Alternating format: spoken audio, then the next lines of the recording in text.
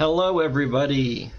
Thank you for joining us. We are going to do a very special development retrospective, and we're just going to have a jolly good jaunt through the mod, and we're going to talk a little bit about development, and I have some special guests here. Would you like to introduce yourselves? Well, very exciting. Who wants to go first? I think you volunteered yourself. Well, as always, hello, I'm Liz. I'm one of the writers and developers for Extended Cut Main, and in Saints and Seducers, I voiced Dylora. The best one. Hi, I'm Daniel Hodge. I'm a voice actor for the project. I did nothing other than voice a certain character, Theodore Gorlash, which you can find if you manage to locate the near Corgi shop. It's near a corgi. Spoiler alert. So, here we have our character. This is Ricard Calvaire. He is going to go and he is going to do Mind of Madness. So we're actually going to play through the vanilla quest first, just for some context. And then right after that, we'll get into our actual mod. Very spicy indeed. It's been Very so long spicy. since I actually played Mind of Madness. That's exactly... I just CC'd it every time I was playtesting, which, you know, feels like an age ago now, but... That's exactly why I'm playing through it now. It really was just all last week just playing. Oh, get out of here. I've been looking for you. Got something. Looks like that's it. Well, that was inconsiderate. Ricard Becca's Calvaire. here! Hi! Becca, we love you! Hi! Ricard here is going to be using his fists for the entire playthrough. If all goes well, that is. I thought Until we he were gets playing his as you, but cutlery set, oh. of course. No, get out of here.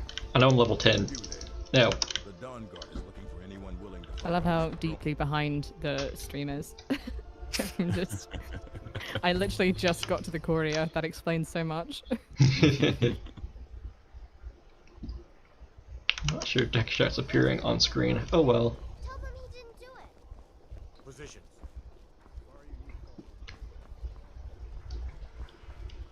Oh, this bitch. Sorry, we just got to Durac. The absolute agony of me trying to get into the start of Saints and Seducers, just being approached by courier after courier, then Durac, then whatever the hell his name is in Wormstooth, and I was like, will you all just heck out of here? It might be, For God's sake!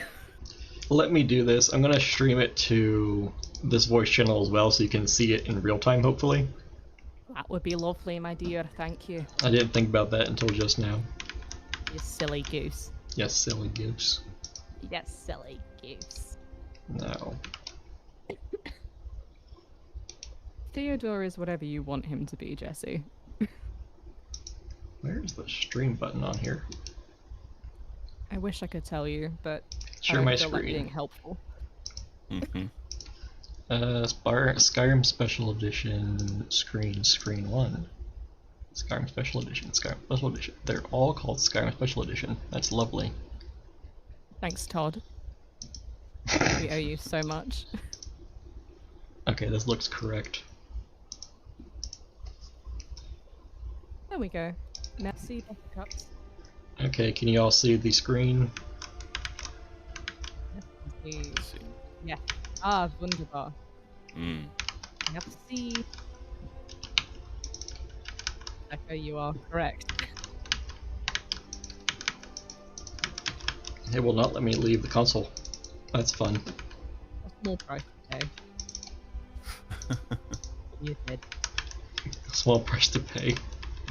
What you did, you silly goose. Hold on. I gotta restart Skyrim, I guess. This is going off to a wonderful start. It's exactly what Shio would want us to do. I mean, the love of my life. What a guy. What a guy. As if Stardust stands a chance against me. Come on now. Come on. Alright, let's try this again.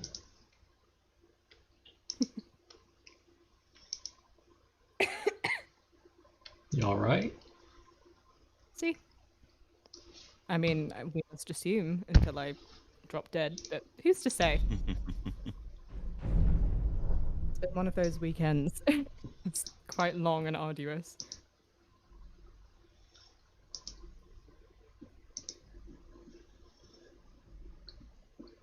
So I wondered why the music was still playing, and then I remembered that I just have the soundtrack open on Spotify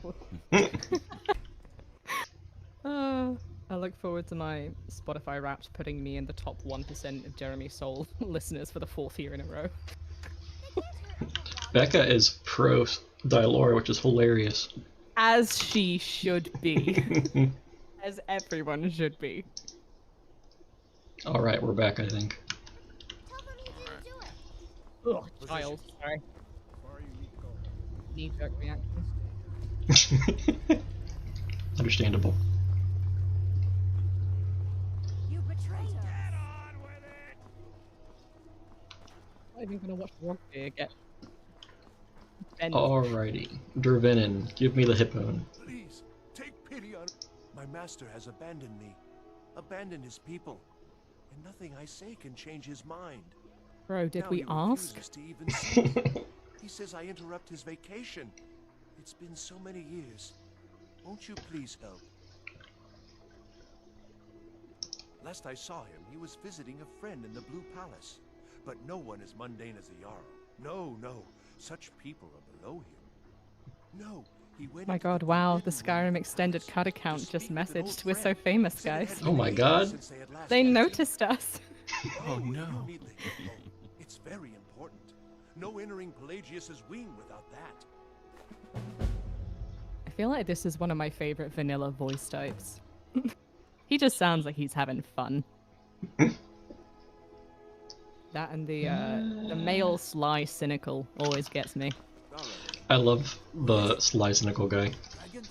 Yeah, totally not because I tried to romance Bellathor when I was 14.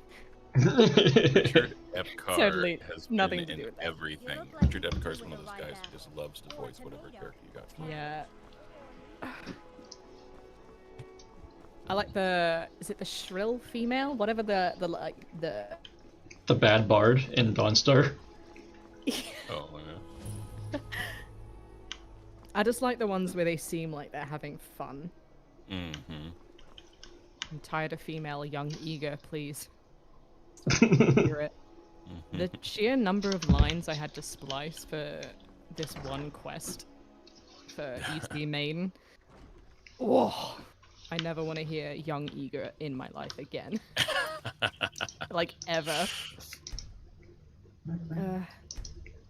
That and she was interacting with, I think, 2 guards with different voice types. That was agony. Oh, hilarious. A scene Oh, we got a was like- thing. Thank you. I'm not sure what that was because I don't have notifications on. I think it was a follow. Becca, why would you write this? How does a... Skyrim is for the North. Watch your not in your life. It's You mean the dangerous Plagueis in ring, there. please? Falk doesn't even like me and Erdy going in every year to clean out the spiders. Please? If you really want to, just be careful of the ghost. He snuck up on me once and scared me sick.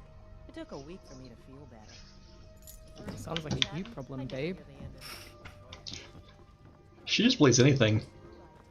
I just arrived at the city, never seen her before. Like, yeah, totally. Folk told me to go in there.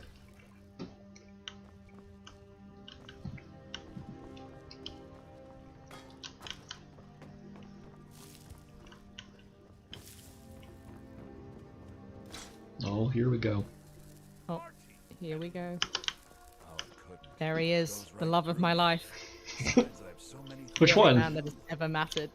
Shut up, you know which one. naysayers, buffoons, detractors. Can't be bothered to My hold husband an old has friend. Oh, he gets me every time. You are far too hard on yourself. Uh, My dear, sweet, homicidally insane Pelagius. What would the See, he's a people do sweetheart. without ya? Listen to him. Dance, sing, smile, grow old. You are the best septum that's ever ruled. Well, except for that Martin fella. But he turned into a dragon god, and that's hardly sport. You know, I was there for that whole sordid affair. Marvelous time. Butterflies, blood, a fox, a severed head, and the cheese! to die for. It's the last time we'll see Cheese this evening. Good. Countless times Good. before. Harumph. Well then, if you're going to be like that, Yeah, I'm perhaps curious. it's best to take Why my did you leave. guys decide A to good leave day cheese to jokes surpass mostly man. out Good of day. Skyrim Extended Cut? Yes, yes, Cheese go. cooks have been being made for like 16 years, so Oh yeah. we wanted to focus on new material. We also feel like cheese is a crutch that a lot of people use when writing Sheo, and we didn't want to make the whole mod like all about cheese. Ow, Yeah. rude. I think it's so much Can't be stronger for bothered it. to host an old Like, friend. initially I was a bit like, come on, there are some amazing puns to be made, but in hindsight, I absolutely It's- agree that It's low-hanging fruit at this point, so you it know. really is. And I think On the back of an Argonian concubine. I think especially with something like Extended Cut where we're trying to Well, make things new it and off, Martel. like I expressive haven't and got different, eternity. like Mhm. it just makes sense Actually, to come up I with new do. material and little joke. create, But new seriously, resonances for characters. Yeah. Oh, and to answer your question, Becca, no, I mean this is just the base quest that he's doing right now in By the who? base Right. game. Don't tell me. This I is want to Mr. guess. Wes Johnson. You mean you're Yeah, not Wes Wes Johnson Johnson? himself. No. Well, what the fuck No. am I here for then? What? You lied to me. Sanders? Ah, poor was one. I Yes. I never proclaimed to be anything other than what I am. From Passwall. I think, therefore I am. Wrong on all accounts, aren't I? Yep. Ha! No matter. Honestly, I don't want to know. No, this is just the beginning parts for all you people tuning in, and once the quest here is done, and I'm assuming you guys have a character of the appropriate level who will be Actually, console commanded or whatever, to be level 20. That's when the quest actually begins, and you'll be able to tell once crazy. you meet a certain You don't somebody. realize So who you're dealing We're doing this because I think lots of people haven't played this in many, many years, and it's probably good for some context for some of the things that are happening in our mod. Surely Yeah. you guess. Yeah, sure thing. But only half right. I'm a mad god. The mad god, actually. It's a family title. Gets passed down from me to myself every few thousand years. Now, God, he's just so you- charismatic. You Isn't can he? call me Anne-Marie. Oh, I am But only curious, if you're is it partial because to being flayed alive and a certain hanging Daedric and artifact has a skin place rough within the with mod your that you need to do entrails? this quest, or If not, is then what is the call me requirement aside from just Shayakon. story reasons that this quest has to be done? Prince of Magic. Mainly for story reasons, because we needed a reason as to why Stada would trust you. Is there any technical n- reasons as well? No, we didn't have to. It's just we chose to Oh, based on the okay. story. Just because I don't think Stada would just trust a random mortal, but if they know that they had interacted with Shadgorath before and he'd given them a gift, then maybe she'd be Now, that's more the real question, isn't it? willing to work with them. Because honestly, Makes Mortal. sense. time off could have Mortal. depended Daedra really need. Not just any mortal. Here's what I'm going to do. I'm going The to leave. That's right. I'm done. Mhm. Holiday complete. Time to return to the humdrum day to day. On one That just is for you to draw your own conclusions to. I I mean, Mhm. there are lots of things in place that could lead one to believe so, but ultimately it's how you interact with a character that'll, you can draw your own conclusion. I'm just really mesmerized by the slightly vibrating. Is it the mammoth tusk? I was thinking Hawker, and then I was like, that's not right. That's not right. Welcome to the deceptively verdant mind of the Emperor Pelagius III. That's right. You're in the head of a dead, homicidally insane monarch. God, I wish that were me. Now, I know what you're thinking. Can I still rely on my swords and spells and sneaking and all that nonsense? Sure. Or you could use the Wabatak. Huh? Hell yeah. Didn't see that coming, did you? Thanks, Sheo. So, this weather here, the kind of foggy, bright, weird weather, this was originally going to be the only weather we were going to have in the mod. We were going to reuse this for both Mania and Dementia. But Interesting. when we actually got to designing it, we kind of decided that it would probably be better if they had two different weathers, especially Mania, because Mania has a very distinct and vibrant look to it that Dementia does not have. This would have worked fine for Dementia probably, but we ended up going with a more green, foggy aesthetic, which is closer to the original Shivering Isles. Oh, good choice. And I think this is more, this is less represented out of the Isles and more so Pelagius's mind, because this is in his mind, which isn't the Isles, so it's kind of constructed around his vision of his surroundings and where he grew Although I up. So suppose, in the grand scheme of things, Shea's put his You're own getting twist all on it, of course. dramaturgical up in here. that woman wielded fear like a cleaver. Yeah, and it's an important distinction to make because, like, the fact that he's not in the Isles is a big part of our story. He's not in the Isles for so long. Because he's not in the Isles for years. I don't think people realize how long he's actually gone when they play this quest. Oh, yeah. It's been so long since I played this. This is just an entirely new experience. I'm like, god damn. What in the fighting pit is going on here? I've seen this quest maybe 3 or 4 times in the last couple days, and it's been a new experience every time. I still always love the quest where you make it rain cats and dogs, or it's flaming dogs, whatever it was. But I was always eager when this game came out, what the new Sheo quest would do. After we got something like the Shivering Isles, what could they do to honor the character again in this game? And I wasn't disappointed. I really liked how it was kind of a extended jaunt kind of quest. Not too long, but a lot of different things you got to do to actually mess around with the Wabbajack instead of just getting it right at the end of the quest and then figuring out what it does. I really like the concept of this. Victor has mentioned in the past that it's very, like, kind of Psychonauts-esque vibe, and I think that really fits a Sheo-themed experience.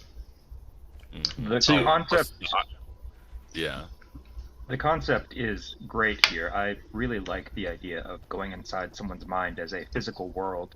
But then the problem with the quest is that the gameplay just has you use the Wabbajack on everything, which gets old after maybe the second or third time, in my opinion.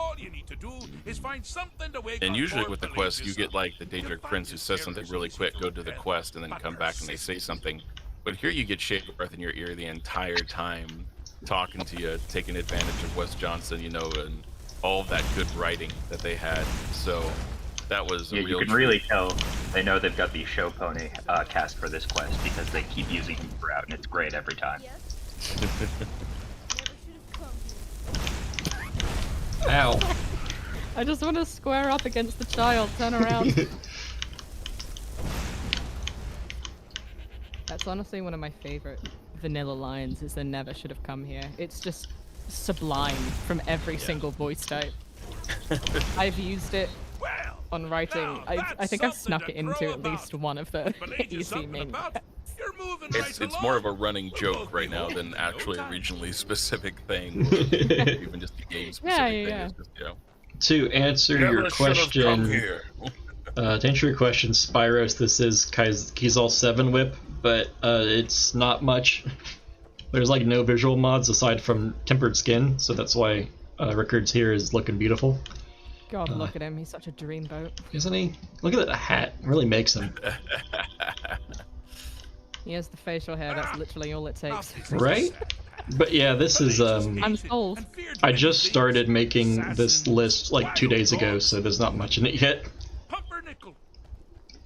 But the deepest, keenest hatred was for himself. Okay, he doesn't need to get real right now. Can be seen here. They're always carrying. I thought he was punching the tree for a second. So did I. Just going at it. Self-loathing enhances Set scale is like a super cheesy thing, but this is like one instance where I think it's kind of hilarious and kind of works. Set scale is the best possible thing that has ever happened. I love playing with scale in CK. It's like my favorite thing to do. Set bashing is just so much fun.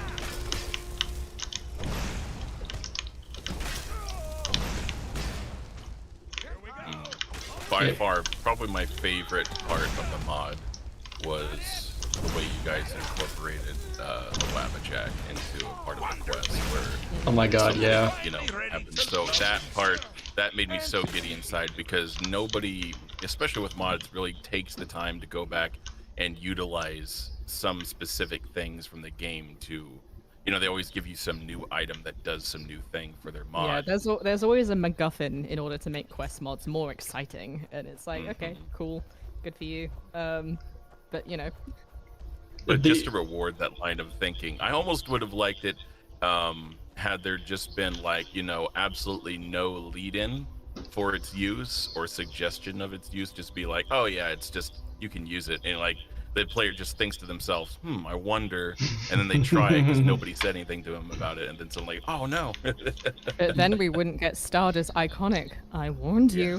Can't have another reason to hate her. So yeah. The effects for the Wabjack rebounding on the player is really, really good. That was Victor's that was work. so good. When I didn't on my first playthrough do that because I think I'd CC'd my way mostly through everything, and I didn't have the Wabbajack. So on my second playtest, I did it, and I was like, oh. I didn't get through to Thoron's boss fight for like a good 15 minutes because I was just fucking around summoning Ambanax. But no matter. Because I was just having so much fun. You've actually succeeded. Blobkins, it does add new content to the original game, but it takes advantage of the content that came in the Saints and Seducers Creation Kit DLC. So everything from that has just been kind of retooled and reused for a quest line, a voice quest line. So as long as you have that, it can just be played, you know, once you go to the area, it's kind of a little separate world space, then you can go ahead and play through the rest of the quest from there. It still works in tandem with the base game and quest. Well, I'm gone simply boggles the mind. Let's make sure I'm not forgetting anything. Clothes, check. Beard, check. Luggage. Luggage. Now, where did I leave my luggage? Master, you've taken me back. Does this mean we're going home? Oh, happy times. I can't wait to... Yes, that's quite enough celebration. Let's send you ahead, shall we? As for you, a little mortal minion. Oh my God, free Gru, to keep the I love you. Wabbajack as a symbol of my... I'll just take the damn thing. You take care of yourself. Yeah, no problem. And if you ever I'll try to find keep up yourself with you a guys in the shell, chat and answer any questions that we can. we can share Yes, a strawberry yes, tart. same here. Ta-ta! That is why we're here. Ta-ta! Gotta love him. Yeah. Ta-ta! Quest coming when? Asking for a friend? He just seems like he'd give good hugs. That's all I care about.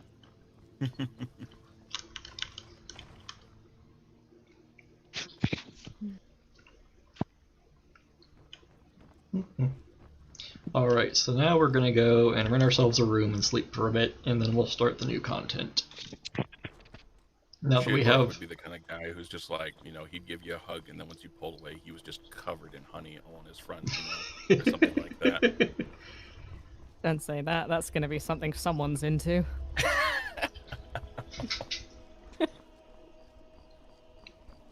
Something spooked Merlin. Hold you to burn 2 beehives, lass, or whatever Brynjolf says. I don't remember. Who's to say? The only Scottish man in Skyrim.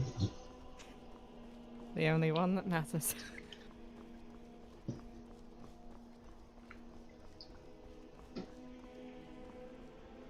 I think that's probably the only reason I'm excited about the Reach arc and extended cut is everyone's going to be Scottish. Keep your hat on. A reason to visit Markarth. So, this is something I want to show off, is that you can actually access the sewers before the quest even starts. Interesting. We're going home, lads. And, of course you can't get through this door, but you can still go into the wasteworks over here. You can punch a skeever. No! My son! That's my boy! And this is what it'll look like before the quest actually starts. So there's like a freaking knapsack and a pickaxe if you're into that. If you're into that, okay. If you're into that. I love Minecraft. I'd like to add on a little bit more to this area, but that's work.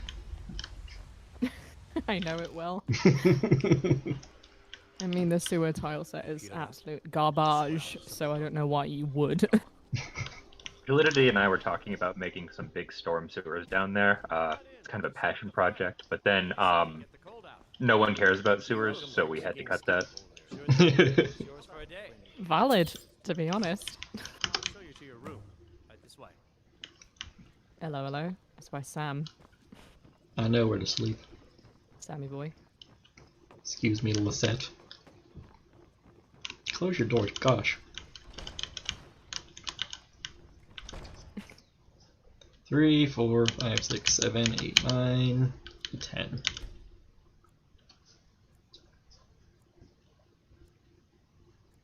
Earthquakes only happen at 10 AM. It's true. Fun fact. The more you know. You too, because Wrecker doesn't use stairs. House a lot of insurance damage. There's some gold for a veteran.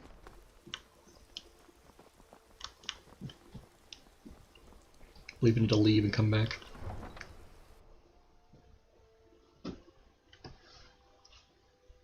Hello. Hey, hello.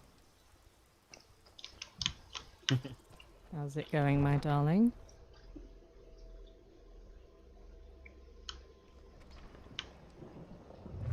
Here we go.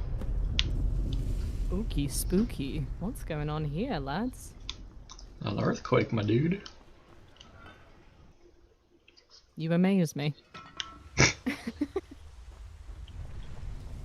Is the skeever back?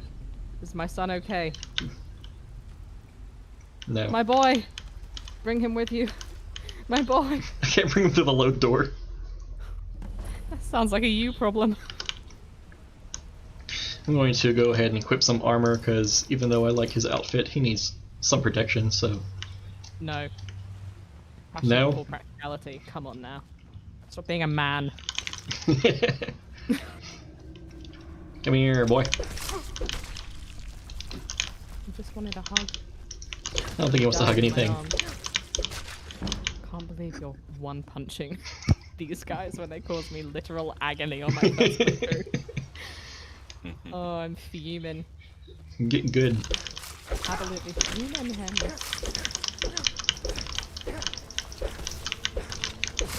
Oh god, a frickin' gnarl. Get out of here. This bitch. This bitch right here. When I was doing a mage play for the first time and Victor was like, Hey, why is it still healing? because it hates you. I guess. Okay. He's dead, chill. Chill. Please.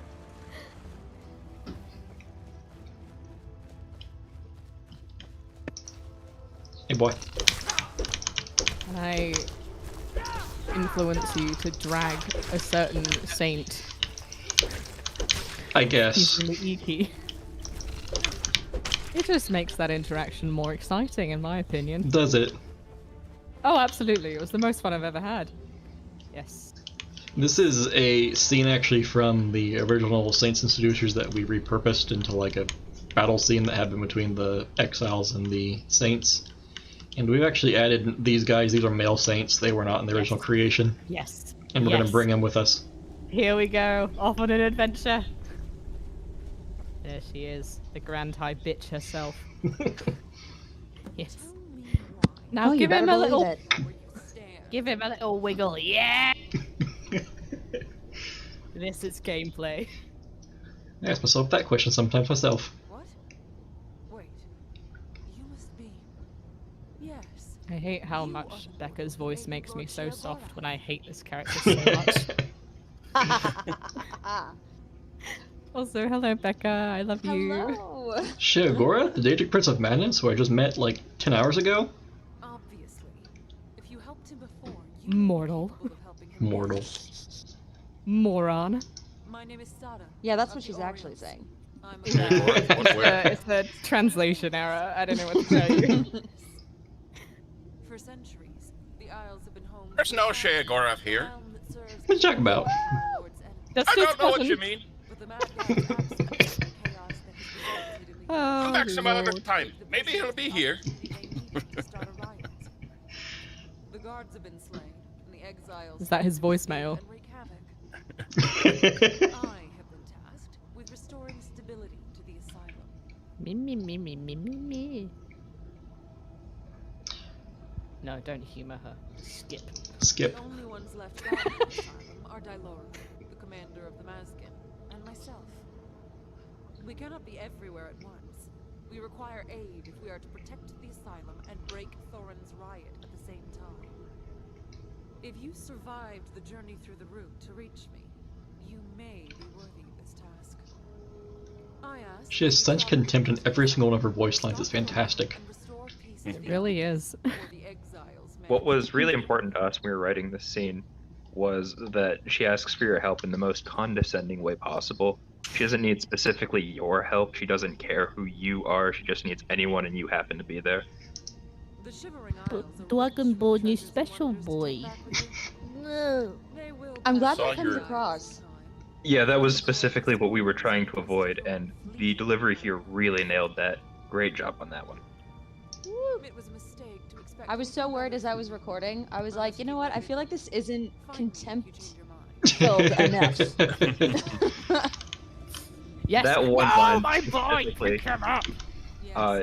where the player says, "No, I'm not going to help you," is the only one in here where I think you were not rude enough. Fair. Alright, so this area here used to be the boss room of this dungeon. This is where Thorin was in the original Saints and Seducers. We've repurposed it into being a portal, where there's just Shivering Isles, and then we have some dead fellas. Oh, I love me. Got some orders here. On the floor. That's also why there's 3 Gnarls in this dungeon. It's a bit of a lot for everybody coming in at exactly level 20. That explains so much about my first playtest. Yeah, it's designed to be an It's designed in the original CC to be an end game dungeon, and in ours it's like the beginning. far reaches of the Isles, beyond the walls of the fringe. Here, Can you run into Prince her of real Madness quick? has risen to those who have appealed. Yes. Thank you. Oh no. She just Fine, stopped We talking. didn't need the monologue. Shut up, Stunner. Nobody likes you. She's like, fine, you don't get fine. Goodbye. It's like, oh, you have one warning, and it is obsolete. You used to have to attack her to skip the monologues. This is definitely an improvement. So now we know that the game tracks collision as an attack. Interesting. Yeah, just shove her around a little bit. It's okay. Oh wait, I want to show you something. I don't think anybody's seen this. I think everybody walked fuck right you, past Starter. it. Oh. I love George in the Jungle. I Bring had him with no us. idea you put that there. That's great. You did. Bring him with us! I don't think anybody Bring him has. with us! Why don't you I want know a some friend on people our were journey? asking. They Damn, want to she's know fast. how lore friendly the mod is. So, were aspects like the asylum and everything here that was included, is that considered possible within the canon of Elder Scrolls, or? I don't see why it wouldn't. I would say it's the same for basically any mod. We didn't explicitly contradict anything, but you know, if Bethesda wanted you to go to Sheogorath's prison, they would have put that in the game themselves.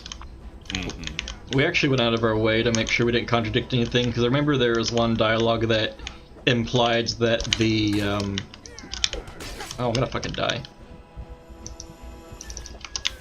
There was one line of dialogue that implied that the player was Sheogorath, you know, became Sheogorath at the end of, Oblivion. We didn't want that because we didn't want to, like, invalidate player choice if somebody decided they didn't want their champion Cyrodiil to be Sheogorath. Even though that is, like, considered the normal canon. Interesting. For the true gods. Go on, Dan, get him. These are some great voice lines for enemies, I should say. Hey, get him, Stada. Yeah, bitch! It seems Dylora has allowed her position to be overrun. The Mad God should not Shut be up. trusted. I didn't do shit, okay? One of my favorite parts of this Right, part that's the is problem. that when you ask her if she thinks she's dead, she implies that, oh, she's probably not dead if she didn't run away. I doubt it. They would have left her body for all to see. She is Commander of the Dark Seducers. Even as a simpering Mazkin, she would be difficult prey for mortals. No. If she has not willingly abandoned her post, then she's been taken. Thorin will likely have. I love her reluctant admitting that like Dylor is actually badass. But not as badass as her. I mean, like mortals couldn't get to her, but like she still sucks. Grudging respect. It's not like I like her or anything. Baka.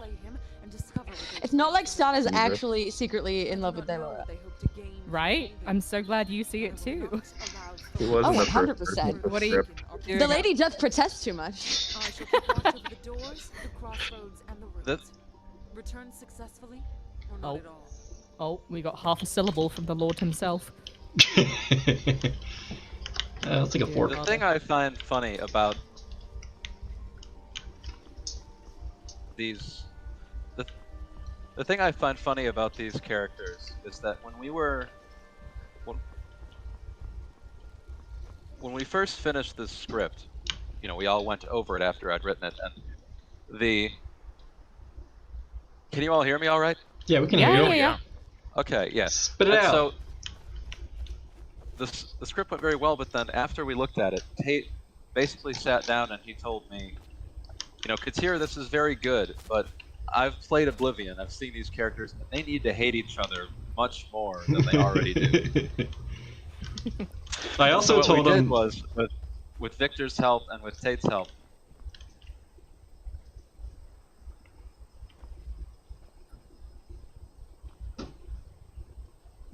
hello? That was a really painful couple of hours in there. Carter and I were basically trying to find any way that we could make the script work without having to rewrite the whole thing. But Tate was just dropping source after source after source. Like, no, here's where they hate each other. Here's this quest in Oblivion where they're actively killing each other. Here's another 4 conversations where they talk about how awful the other one is and nothing else. So, like, no, we're gonna have to change this whole script. Ah, man. Some might say the most homoerotic act of all is hating the other. This was all while I was out of town. I was in the state capitol for like a conference, so I was in my hotel room on my little tiny shitty laptop trying to find all the sources I could. It was great. I'll believe it. I absolutely believe it. so I was very happy with how that turned out, because I think it helped the script a lot, and obviously it's endlessly hilarious how much those two hate each other. Yes, the second part of the script is much better. Accidental sexual tensions apparently that he hated. You hear Elizabeth Beckett talk about it. What do you mean? No, it was not. It Come was on. in the first draft too. It's called subtext. Look it up, coward. This fucking frost mage, I swear to God. This fucking frost mage. I'm not kidding you. In combination with jump scared out of my skin by the first flesh track, man, no. It was not a good day for Elizabeth. Get out of here. This was about the time I first engaged God mode. Because Svarig fucked me. In every conceivable way. Seems like the stream audio is on a bit of a delay. I'm not sure if there's anything I can do about that. Is it just the audio? I've not been. It's the whole stream. Well, yeah, that's just the way it goes. There's nothing you can do about it. That's just how streams work. They're never instantaneous. Some streams will have less of a distinct than others, though. This is the 3rd stream of this mod I've watched now in as many days. I'm really happy to see everybody having fun with it. Yeah, same. Really makes the whole thing feel very worth it. It's always super rewarding Come here, seeing bitch. people like appreciate your work. Ha! Frostmage is unironically harder than Svarig. Yeah.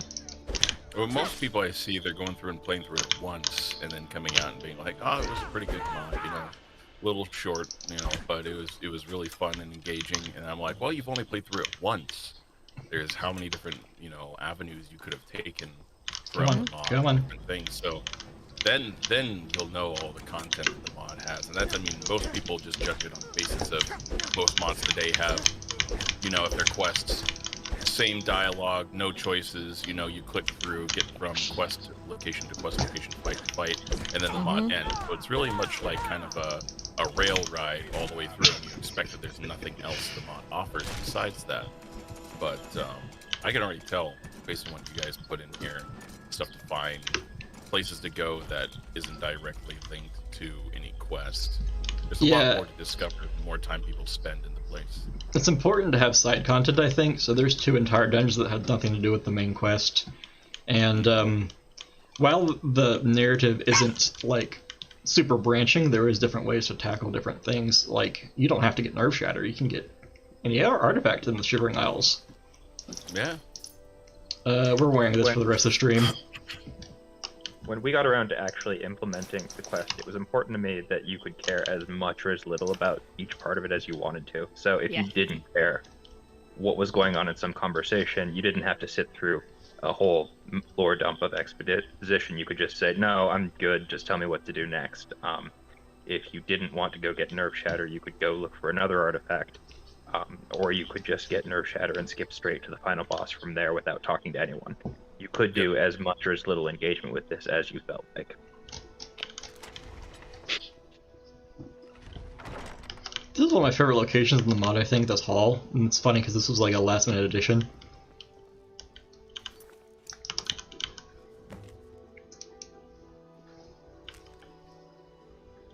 So there's Hello. Hello. Hello? I know who this is. Is he gonna say anything? No, I guess not. Alright. Hi, my darling.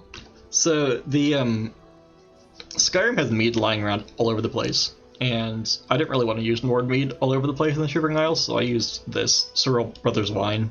It's not actually from the Shivering Isles, it's from Oblivion, but it was added by Hearthfire, and I said, I'm gonna put it everywhere. Yeah. And I did. Yeah. Nice. Very nice. Yeah, this whole house was kind of a last-minute addition. It was added in the last, I don't know, 2 or 3 weeks before release. Because we felt like this whole stopgap didn't feel like really complete. It didn't feel super exciting.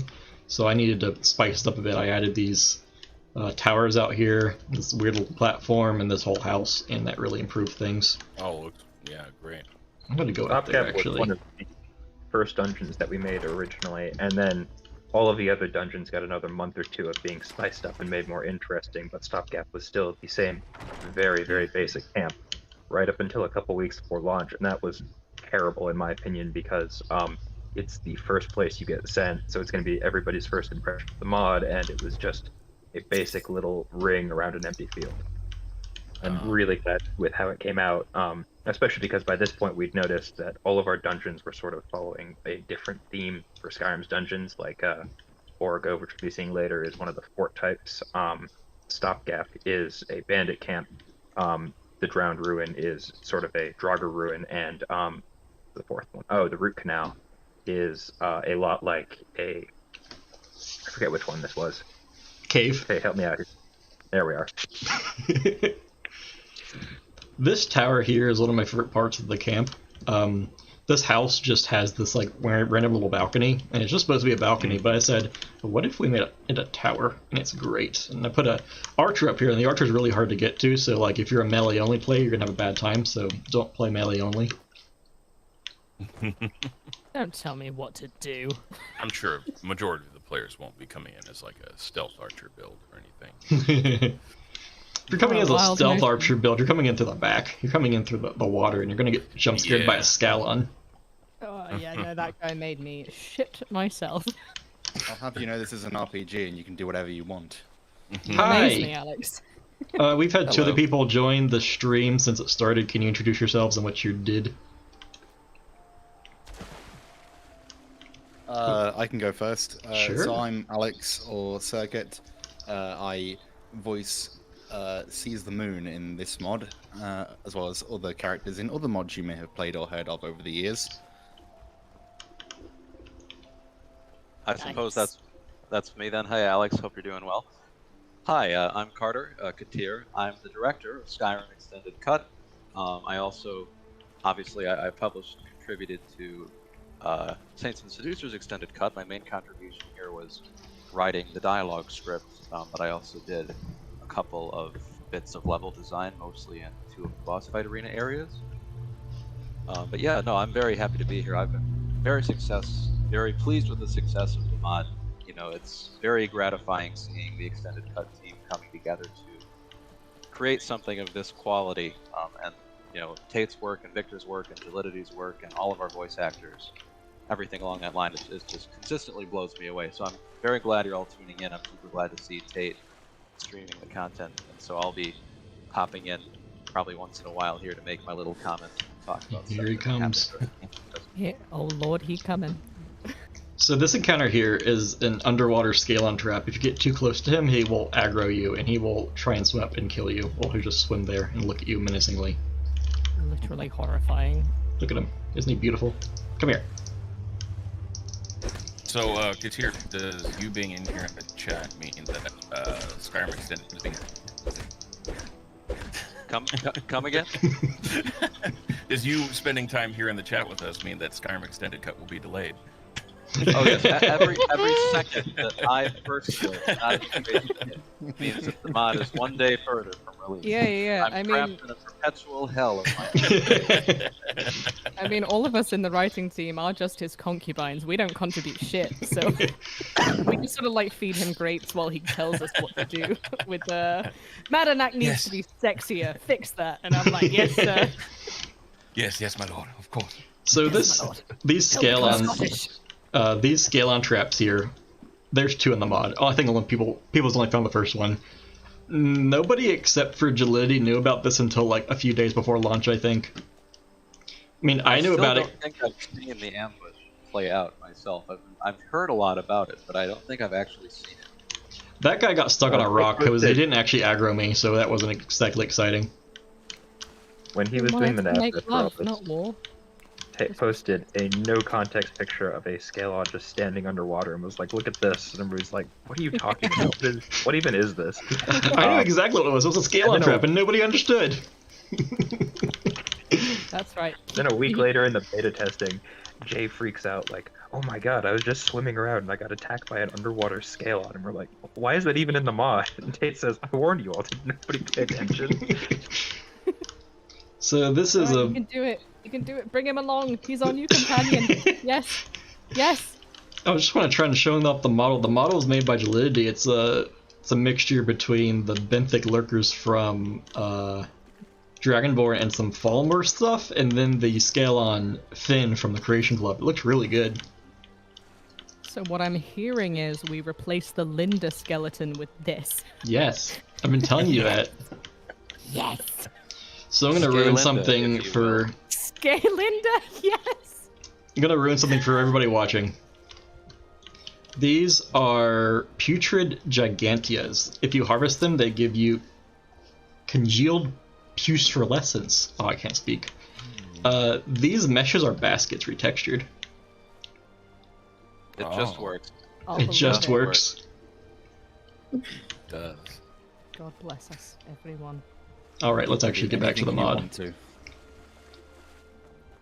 Don't let your dreams be dreams.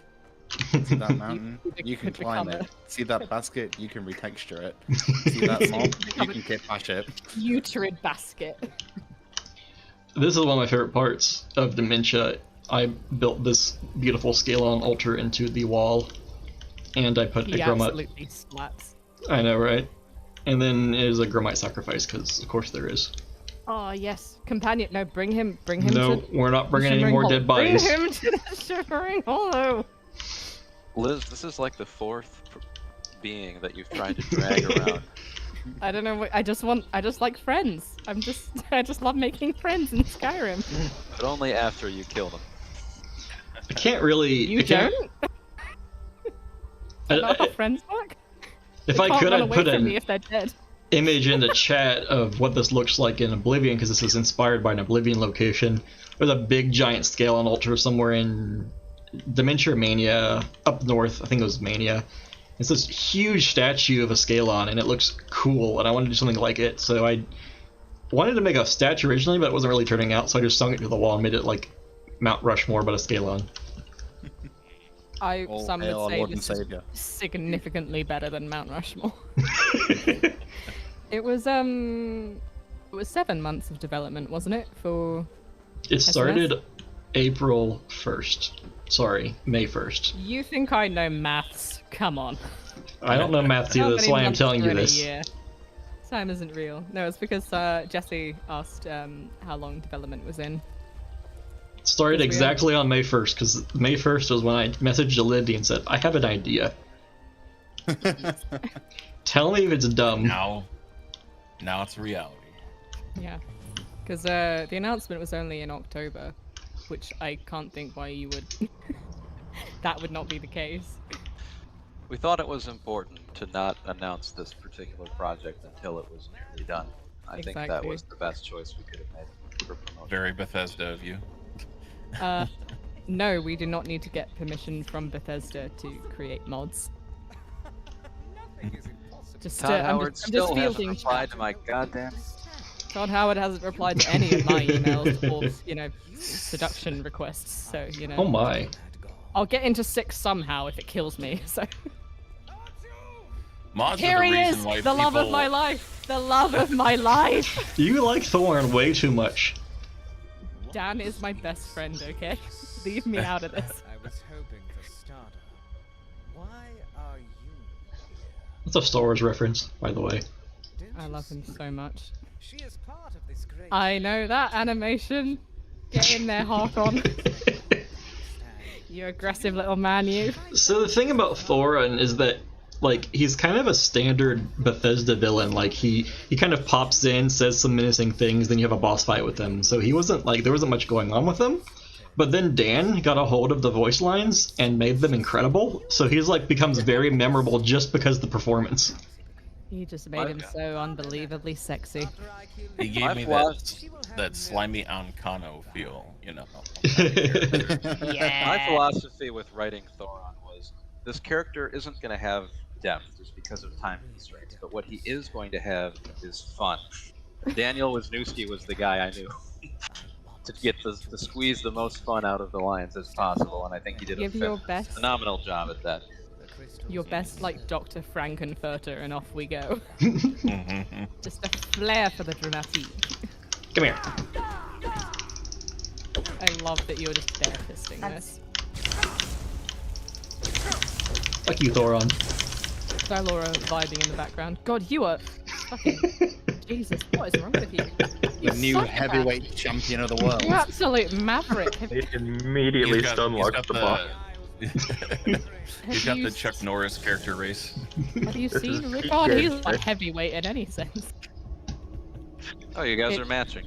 It's the boobs out look that really sells it. That gives him power. Like, free the nipple and you unlock godly strength. Behold, the only Heart of Order of the entire mod.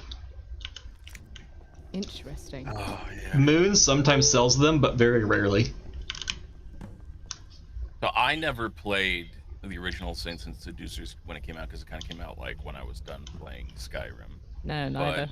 But was the inclusion of the Heart of Order and, like, you know, the presence of that deity, was that always part of the mod or suggested, or was that something added by Extended Cut?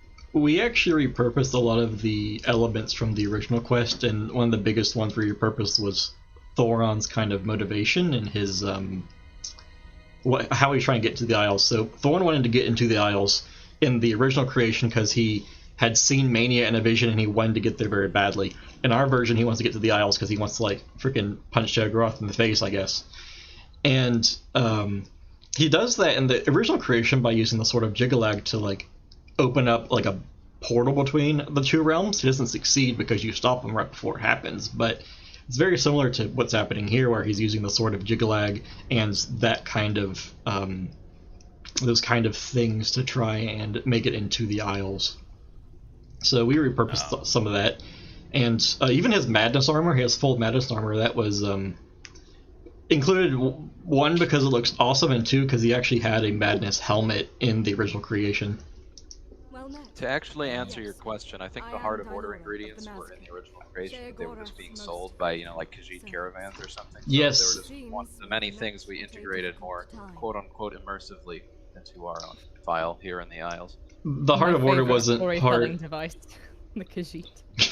The Heart of Order was part of Rare Couriers, yeah, and it had no part of the original vanilla SNS creation, but Jiggalag did have a presence in the original SNS creation. We should return to Starter. Even an Also, orderly I guess world when it comes is a to necessary extended ally in cuts, these dark times. is there anything you guys are going to do more that integrates this into the main story, or is recognized a little bit, or is it just going to stay as a standalone separate thing from extended cut? We'll probably have some level of awareness in the main quest, whether that's just the follower characters from Extended Cut being able to comment on what's going on here, and possibly bring it up at points in the quest where it's relevant. Obviously, because it would have to be a cross-mod compatibility pass, there's only so much we can do, and it wouldn't make sense pacing-wise to, for example, make this, you know, mandatory for the main quest or something along that line, which would just throw the pacing off. But I think that having some synergy in terms of, you know, like, each mod is aware of the other, and it kind of creates that more interconnected story. That's a big goal Extended Cut has, which is connective tissue between mods. That's why we pursue integration with Lucian and followers and other quest mods. We want everything to feel like one larger story, and so building that connective tissue between EC and ECSS is definitely something we're going to be figuring out how we want to do, you know, in one way or another. So what you're saying is we're going to get a three-way Spider-Man point me with Sam, Alana, and Lyria. Wait, it's all Liz? It's always been Liz. I think it would be funny to have Lyria just getting like increasingly frustrated with how much of a dick Stada is being. No, Lyria just my having biggest- gay panic every time she sees either of my the God. Saints or Seducers. So my biggest disappointment when going into Skyrim was the fact that there was that big tempting plate that that Shivering Isles left out, which was that, whoa, Jiggalag's back. What's he gonna do now? And I couldn't wait to play Skyrim to figure out what he would do to mess with the other gods, or at least maybe have a shrine I could go to for him and figure out what his next plan was. But ultimately, he just didn't have any involvement at all. And it was like, yeah, the character bides his time and will choose the right times when to enact his plans and do things. But aside from like a mod like this, there's not been really anything done with the possibility of that prince and how he affects the cosmology, you know, and the pantheon. So I was kind of like hoping to see something like with that character done in future works. This is one of the few that I've seen actually take advantage of that character having a presence again. yeah, And you never know what could happen moving forward either. So it's interesting to think about Jiggalag and his role and everything. I agree. I think Jiggalag's pretty underused. So, background about Glimmering Hollow, some of the level design with it. This area here, Wait, this... no, don't tell them. Don't ruin the magic. Don't ruin the magic. I want to tell them. No, please expose all the magic, please. I'm fascinated. This is a magic exposing stream. Don't do it. Okay, so this area here was designed by Carter, and it's the boss fight arena. But originally, this was the entirety of Glimmering Hollow. You just walk into it, and you're immediately here. The problem was that Thoron's monologue was too long, so you'd like walk up behind Thoron and just stand there for 10 seconds while he like doesn't notice you somehow. So we had to expand the dungeon a little bit so that when you got down there, it would kind of make sense that he wouldn't notice you until that part. And generally, you get down there right when he would turn around and, you know, say, "What is this?" What amused me about that is that every playthrough I've seen so far, people are crouching. I know. So No, I fucking appreciate slowly that. that he's You're just getting into standing it. there I love it. zapping Kylora for about 10 hours before they pop up. Because there's so many fucking stealth archers thinking they can snipe him, and then they realize it's a parry, and they're like, "Oh, I've missed the whole scene." So It's so funny to me. basically, Victor's like, you gotta make this better, and I'm like, but Victor, I fucking hate caves. I absolutely abhor making caves in this game. It's a terrible kit. Well, maybe it's not a terrible kit, but I don't like it. So I'm like, It's but a great kit. It's probably the most flexible one, but it also requires you to just kind of mess around until stuff works. So there's no one good way to do it, and that's hard to work with. So what I did is I went into the creation kit, I found a red belly mine, and I copy and pasted it and retextured it. Dylora just running up and down after you is so funny right now. I'm sorry. So this is all just retextured red belly, and then I added this at the very bottom, and it like just works because nobody just works. Nobody notices that until I mention it. But Now the world knows. Now Now the the world world can knows. see. One other Bold thing, futurist assume I remember where the fuck Red Belly Mine is or what it does. I Shorestone. don't remember anything. Even if it is, you know, stolen from Red Belly Mine, which I find amusing. I remember when you were first saying, like, you know, I think we need to add on to this cell to prevent the monologue issue from before. And initially I was apprehensive about that because I'm like, oh, you just want to, you know, add more hallway. That seems like there's more walking. But then I think the decision to do this vertically actually adds a lot to the cell because you're kind of descending downward into Thoron's lair where his, you know, crystal is buried.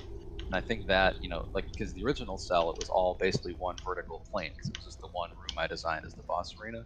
So I think that adding, you know, Tate adding this tunnel here as you're descending downward, I actually really like that for the ambience because I think it makes you feel kind of like you're in this forbidden, buried place with the crystals getting bigger the further down you go and all that kind of thing. So I think this all turned out very well thanks to everybody's work. Another thing is like quite a nice. It's a nice mirror to the Well of Inversion, like when you jump down later. Like, at first you're sort of easing yourself in, and then later on you're just fucking throwing yourself headfirst into Thoron's realm. So there's like a nice like narrative arc to it. The something cool is like, you know, like how long has he been digging this thing? Like this is a big pit, and this is an excavation. He's been digging this himself. He's a mad lad. Oh, he's so strong. He's just cemented himself as my #1 target again. So one last thing before I leave this cell is I put Madnessor up there that nobody can get unless you have Whirlwind Shout. I put a ladder up here to make you angry. Oh, no, someone in chat said that they tried to get there with Whirlwind Sprint and they're desperate to know what the alcove is. There's Madnessor no, go in back there. in. You need to toggle free okay, flight. fine. I need to see what's up there. It's just Madnessor, my dude. Yeah, but it's a vibe. Come on now. It's a vibe. Don't be a silly goose. Behold, Madnessor. Nice. Now, see, now whoever that was in chat, be appeased. I'm sorry, I'm not able to really watch chat. In his reverse crop top, just having a little mind. What a man is Ricard Calvaire. I like the flashing effects. Yeah. I really love that on Dylor's is the pulsating. All agility. Agility is great, that kind of stuff. What an icon. What an icon. Actually is. An icon in it. These bliss bugs here, these are actually, they were in the root tunnel in the original creation, but what we did is we made them like the dementia bug, and then in Mania there's butterflies for the mania bug. And it really works here in the swamp. They have such a good vibe. I love the little, like, the particles that come off them. Yeah, I know. There's just like that slight whimsicality to them that works so well. Now go to the left and see my boy. Okay, I don't know. Everybody misses him. Like, they just walk straight past Moon, and I think it's hilarious. Oh. Not my Luna lad. Come on now. He's the best part. Usually getting attacked. Here he is! My boy! My son! Someone new. Outsider. Welcome to my I love him. stranger. All sorts. I have found much here, and it can be yours. We have two vendors, and originally one vendor was going to be like the Mania vendor, and the other one's going to be the Dementia vendor, and one would sell like Madness weapons, and the other one would sell Amber weapons, but we ended up doing it so the one vendor was more of a smith, and the other one was more of like an alchemy vendor. This is the alchemy vendor. The other one's the smith, and the reason we did that is we didn't think it would make very much sense for prisoners to be able to like just sell weapons randomly. The other guy, he sells weapons, but it makes sense for him. You'll see why. One thing we thought was important was that, you know, we only have these two vendors, and we also wanted to have side quests. So especially because the side quests are tied into crafting the different materials you can get in the mod, we kind of, you know, wanted to make the vendors themselves the quest givers and give them a lot of dialogue and personality. So, you know, it's fewer characters, but those characters have more to say, and they feel like kind of they have more going on. And I think that's better than, you know, having 3 people in this camp and having, you know, Moon only be like, have one line where you ask him what you want to buy. So, you know, he has his quest, he has his shop, he has, you know, things you can ask him about himself. It's kind of that whole extended cut spirit of like, you know, everybody is somebody you can talk to and get a sense of who they are. And I think that, you know, especially as this NPC isn't involved in the main quest, I think we did a good job with that depth, and, you know, Alex did a fantastic job with the delivery, and so that's something I hope players have been enjoying. Is even these kind of secondary NPCs are a memorable part of the experience. What I'm hearing here is he did all of this to give me more work. Yeah. Are you complaining? No, not at all. It was really fun to voice. You did amazing. Both. He's one of those I love NPCs seeing that- Alex play super quirky characters. He was pretty quirky. Much of the time, Alex and I get relegated to Thalmor. I can't think why, Yeah. but Both can't think of them- why. It's Both especially vendors. surprising with Alex because he's obviously not British, as we all know. Oh no, Yeah. not this again. Not this again. England's not real. It's never when I go been up, real. I can usually tell which one's he's voiced, but with this character, I was listening to it, I was like, that voice sounds familiar, but it's so raspy and harsh, like I can't really tell. Like it's tickling the back of my brain, like I know who that actor is, but I'm like, what? And then after you guys had mentioned it, I was like, oh, I see it now. It all makes sense. Both. It's fun voicing Argonians because it depends. Like you have people who want very different styles, and some people want like the Morrowind. Hello, I don't know what air is Argonians. And others want this more Skyrim style. I'm an American teenager who hasn't drank water for a day. So I've always wanted to do an Argonian that's closer to the Oblivion, where they mix the same guy on the Khajiit and the Argonian. The same voice, like a little bit different, but back and forth. I always imagined Argonians as sounding like that. So when I played Skyrim, I was just kind of like, wait a minute, why do they all have these smooth, raspy little voices? It's so Hey, weird. no, Where's the that's just- booming voice? That's the male Argonians. The females are just. Yeah, those are just You like should- 10 years of smoking, like. Yeah, talk to Kirava, it's just TV static. See, I've always wanted to voice an Argonian, but I think it's that really hard spot to hit where it's not complete like creature, like rasping. There's like a reined back quality to it that I think is really difficult to hit for me at least. But Alex absolutely fucking nails it. Tate, is the cover art of these books from? That is something horrifying. I'm sorry. Did Validity do these? 100% horrifying. Yeah, I was going to mention that both vendors have these 4 books, and these 4 books are what we consider to be like background material for people that want to know more about the Shivering Isles and our mod and like what's important in our mod and such. These are covers from Book Cover Skyrim by Daniel Coffey. He's made wonderful book cover resources, and I use them all the time, and he's made all of his mods open, and I really appreciate that. There's a few custom books in there and book covers in here. Some of them were made by Gelidity, some of them were made by me. Both of them use resources that he's made. And then this one here, these are all books that were originally in Oblivion too. The Shivering Apothecary, Oh, nice. The Shivering Bestiary, Bark and Sap, and Saints Seducers. Those were all from Oblivion.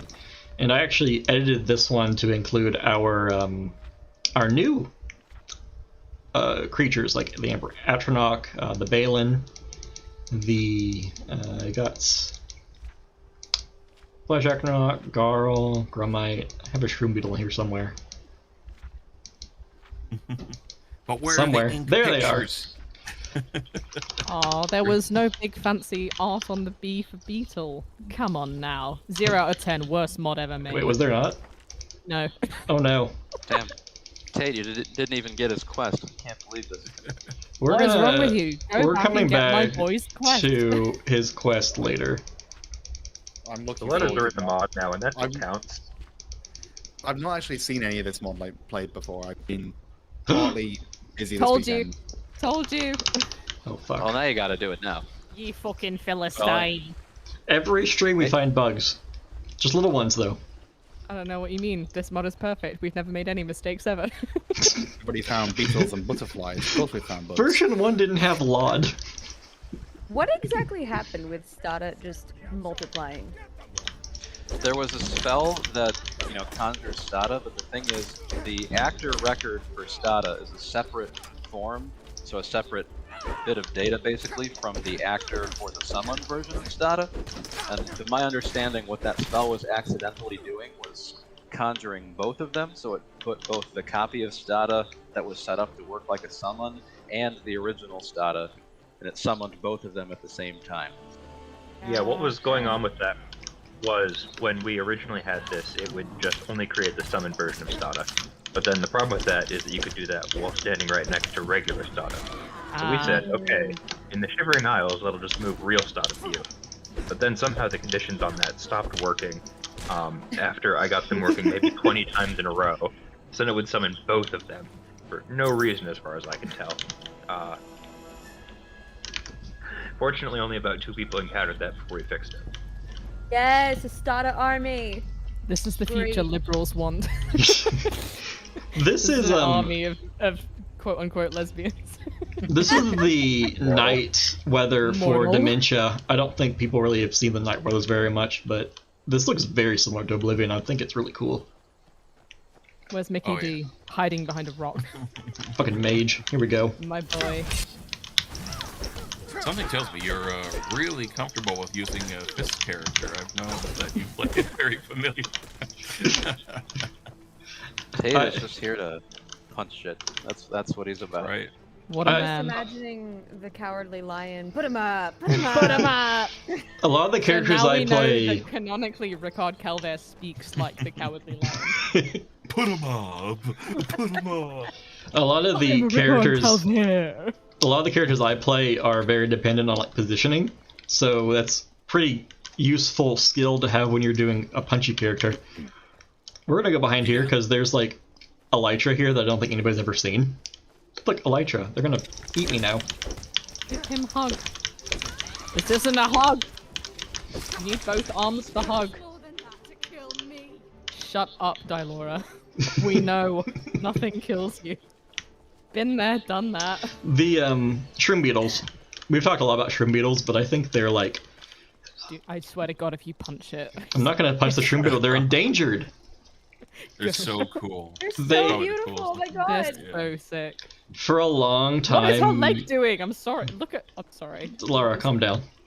For a long time, there wasn't any ambient creatures in the Shivering Isles, and I didn't like that because I thought there needed to be something. So we settled on shroom beetles after Skinwalker released them because we thought they fit well. They're not technically from the Shivering Isles; they're from Morrowind, but we have we made lore. It works. It just works.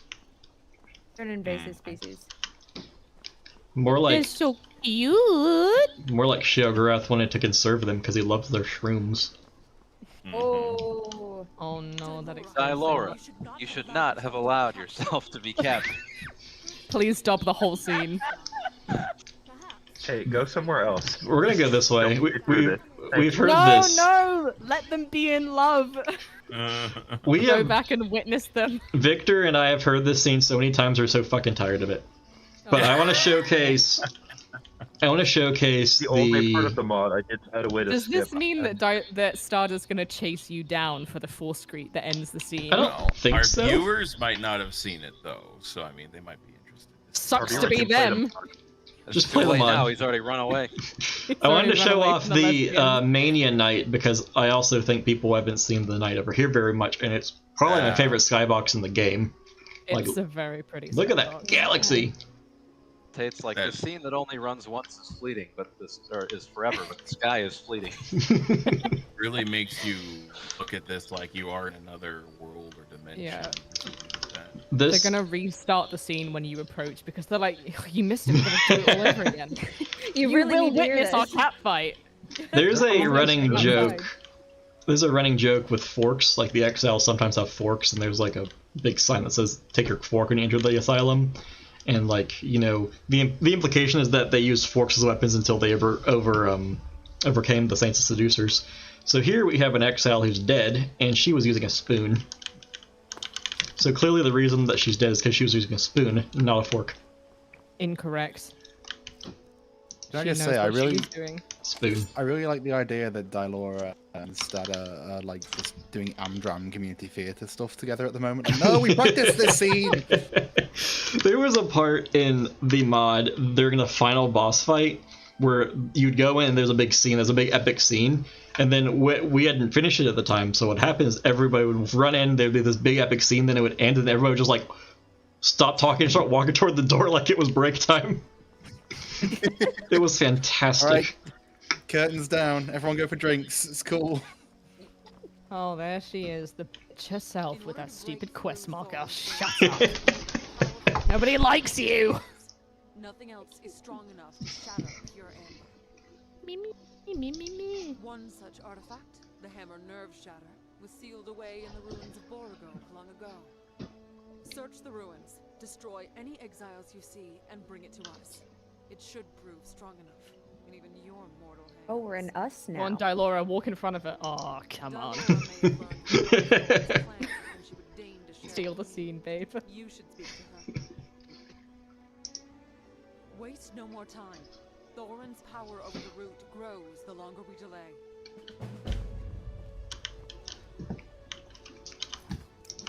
Hi, Delora. Hello. Hello.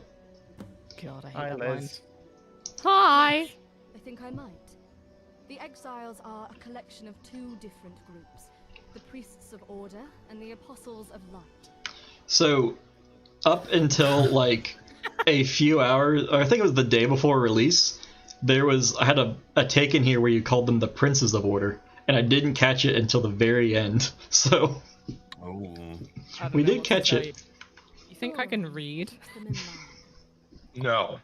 I think you should have left the take of Moon in. Sorry, let me do that one again. There is no line. There was a take of Moon where I cut it incorrectly, so like you said the first part of the line, and then you were like, "Oh no, that's bad," and they see like the character said it in the game because I didn't cut it right. It was fantastic. You should have kept it. It would be true to the Oblivion spirit. Exactly. Yeah. That's Wait, what Carter let said. me try that one again. Thoron would lose his little army to infighting. God, I do have a sexy voice though. I don't know what to You tell really you. do. Groups have been Thank working you. on ways to build up their strength. If we sabotage I those also efforts just and frame the visually other group, it love might drive that them like the apart. lighter Steal a gold soul's character martyr, has the this Apostles' like Grove boomingly on deep coast, voice, and then void this from like the priest's laboratory person can of stop them. darkness you can barely see is like, Burn hello, down the yes, laboratory hi. and the grove.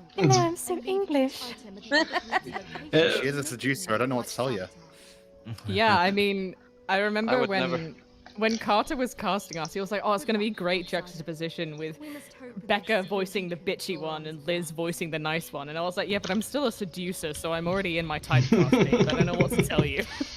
I've already seen people who say they want to have either of them as companions or be summonable outside of this. Oh, I got good news for you about the starter. Got real good Summon her. news about the bitch. So yeah, like, you're talking about the difference between their voices. Another cool thing, this is just something from the lore, is that like the Saints look like they're the good ones because they're like they have their gold armor, they've got their like saintly vibe, and these kind of look more evil, but their personality is the exact different. She fucking hates everything, and she's kind of nice to everything. Oh yeah, great. There's a map up here. I made it. Just want to show you. I don't think people go up there very often. We're gonna. Is it a screenshot of the map screen? What? Is it a screenshot of the map screen? No. Absolutely Oh, not. never. I would No. never. Is it actually? Okay, I wasn't sure. Thank you. Now we're going to kick these around for a bit. I do that every time we do Other this. voice actor question. Yeah. So it is Dan Wisniewski, is he also some of the Exiles? Yes. He's all the I'm exiles. like, I know those little like fighting noises. That is Daniel. I know those Yes. oogs. He Yeah, did. he's That's Thoron my and boy, he's the Danny. generic exile voice type, and he did a very good job differentiating the voices for both of those two things. You can barely tell it's the same person unless you already know his Yeah. voice. So he did phenomenal as well. That's awesome. These blue Yeah, I heard him, mushrooms. Sorry. No. I was just gonna say I heard him. I heard it in the stream the other night, and I was like, wait a second. I think I know that voice. I know that Cockney man. That's the boy from New York. These blue mushrooms are some of my favorite assets in the game. I love them so much.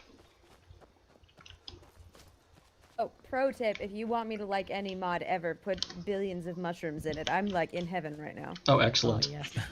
How do you There- feel about moss? So this I think I'm going area. to make that Illyria line. Just have her love mushrooms. Yes. Never introduce her to Neloth. Noted. There's this area in the Shivering Isles Hey! that's just like a ton of blue mushrooms alongside the road, and I really like it. And I tried to replicate that in this area. So this originally used to just be blue mushrooms everywhere, but I ended up changing it because I didn't think it felt big enough. I thought it made the area feel a little smaller. So I went in and I added these trees, and I think it's a lot better because I think the height of the trees makes it feel bigger, whereas these are thinner and shorter. Mushroom trees are the best. We need them in real life. Yes. Make it happen. Be Yeah, the come change on. we wish to see in the world. Say the line, Victor. Mortal. Mortal. I forgot I muted. I just like spit laugh. Wow. This is why you never mute, Becca. Victor, can I use an enchanted fire sword on the grove? Probably. No, Rickard can punch fire. Because I just realized I don't have flames. Flaming fists. That sounds like a you problem could for actually me. be able to punch it. Kill the outsider! Gets me every time. Modern solutions, Rickard's fist. Rickard's fists are like the sonic screwdriver. I got that reference. Good.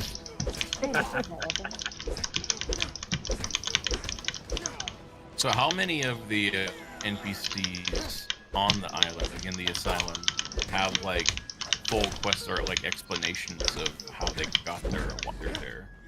Or is that mostly dealt with like books and stuff rather than voice acting?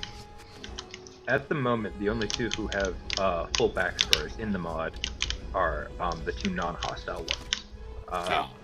We have, I think, some backstory sketched out for the other ones, but it's a lot more general for the enemies.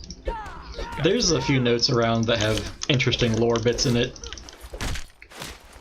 Obviously, there's only so much you can do with, exiles are basically bandit archetypes, and you can't exactly stop them mid-combat to ask about their childhood.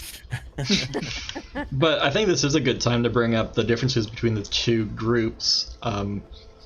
The Priests of Order are based, well, they're both based on factions from the Shivering Isles, but they're both factions that Got oppose... Tate going on the Oblivion lore now. Yeah. Strap Yeah. in, boys.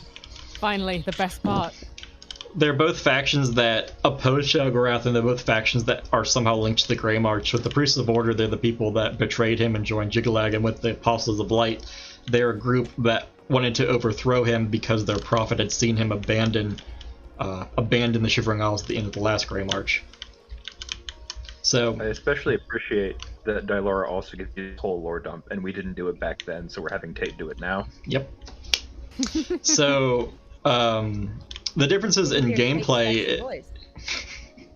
The differences in gameplay is that the Priests of Order use, they're solely one archetype. So, it's just an archer, or it's just a melee character, or it's just a mage, whereas these guys are all spell swords. So, they use enchanted gear, and they also use, protection spells like wards and heals and oak flesh and such. And, if you look at, the lore documents that we have around, the notes and such, you'll see that they're kind of, the Apostles and the Priests have different kind of relationships with Thoron, because they both see him as, their leader, because Thoron wields the Sword of Jiggalag, so he's the champion of Jiggalag, so the Priests will follow him. And the Apostles, he's the prophet of the Apostles, he took Sirta's place. So in the Apostles' world, he's kind of the cult's, it's kind of like a cult of personality all about Thorin, whereas in the Priest's world, it's like a doomsday cult where everybody's waiting for Jiggalag to come back and the world to end. And you can see that in some of the lore documents we have around, and I think it's a really cool dichotomy. That's awesome. I like to imagine Rickard is just monologuing about Oblivion lore while he's just spastically pacing the outside of his room. It would fit a Shagor theme mod, right? Oh no, you just ran in so you missed Dan doing his little singing bit. What's wrong with you? Didn't I? You absolute fucking animal.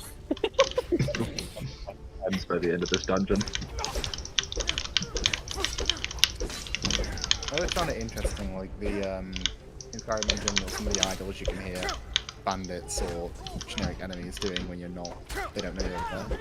Yeah, I thought it was important to give a couple of those to the exiles. They were pretty fun to do, and Daniel did a good job with them, even like the humming and stuff. Well, I Looks suppose like it's- so. He's an Looks like off-Broadway it's fatal musical growth theatre to suffer boy. again, lads. Oh, you best believe the moment he saw there was any kind of music, he was like, "Oh my god!" Yeah. Some of the voice notes I received from him are the most wholesome things ever. He is so excited about every part of this mod, and I love it so dearly. So there's two. Sorry, were you saying something? I was gonna say, when Margot inevitably browbeats me into doing Bard's College UC, I'll be sure to give Wisniewski a part in that. Yes. So in this mod, there's 2 ruins and there's 2 root dungeons. And in both of them, there's 1 ruin in Mania, 1 root in Mania, and then a root and a ruin in Dementia. And I wanted them all to feel different. So I wanted, like, the ruin in Mania to feel very different from the ruin in Dementia. And how I did that is mainly through the lighting, where here it's very bright and vibrant, and once we go over and investigate the ruin in Dementia, it's very blue and dark. And same with the root. Yeah, Tate's always been like, oh yeah, your level design isn't really my thing, and then he makes these dungeons like, Tate, what the fuck you been lying to me? It's phenomenal, look at this. I started Drowned Ruin, the dungeon in Dementia, and when I started it, it was like garbage, and I hated it, and one day I just it was literally 2 rooms in a hall in the first draft. Tate sent me pictures, and I don't believe them, honestly. But no, Tate was not lying to you. He just improved massively over the course of this project. I took like 2 weeks where I just like went into Oblivion and stared at ruins. Like I just stood there and like stared at the walls. Yeah, and then I came back. What Tate does for fun. Yeah, that's just you like having a meditation hour or something. Like, what are you talking about? So then I came back and I'm like, how do I make this work with our ungodly kit bash of these 2 ruin types? And I think it turned out pretty well.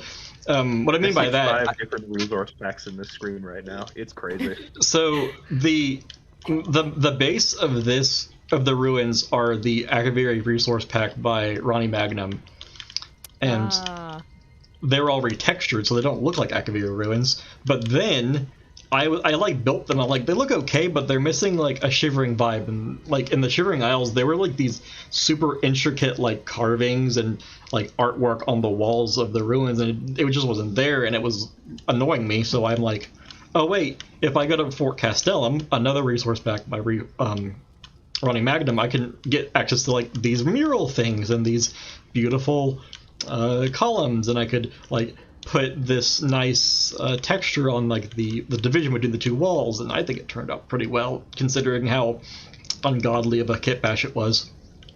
And then we've also got the Windhelm Braziers that I can see. The treasure chests are from the Snow Elf kit, I believe.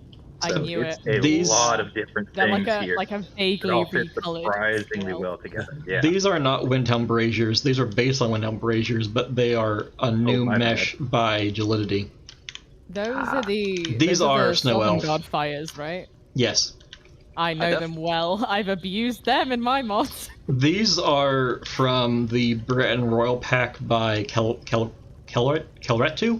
and same with these benches, which these benches are fantastic. Oh yeah. Yeah, the benches are sick. And then of course the big boys in the walls. Yeah, I was gonna say another important part of Shivering Ruins is like their giant fuck off statues, so I needed to put them somewhere. So like, yeah, they add a lot to the ambience. In Shivering Isles, they actually acted as traps sometimes, where like if you went within a certain distance of them, they just start shooting fireballs at you. So maybe look very out. Dark Souls. What fun!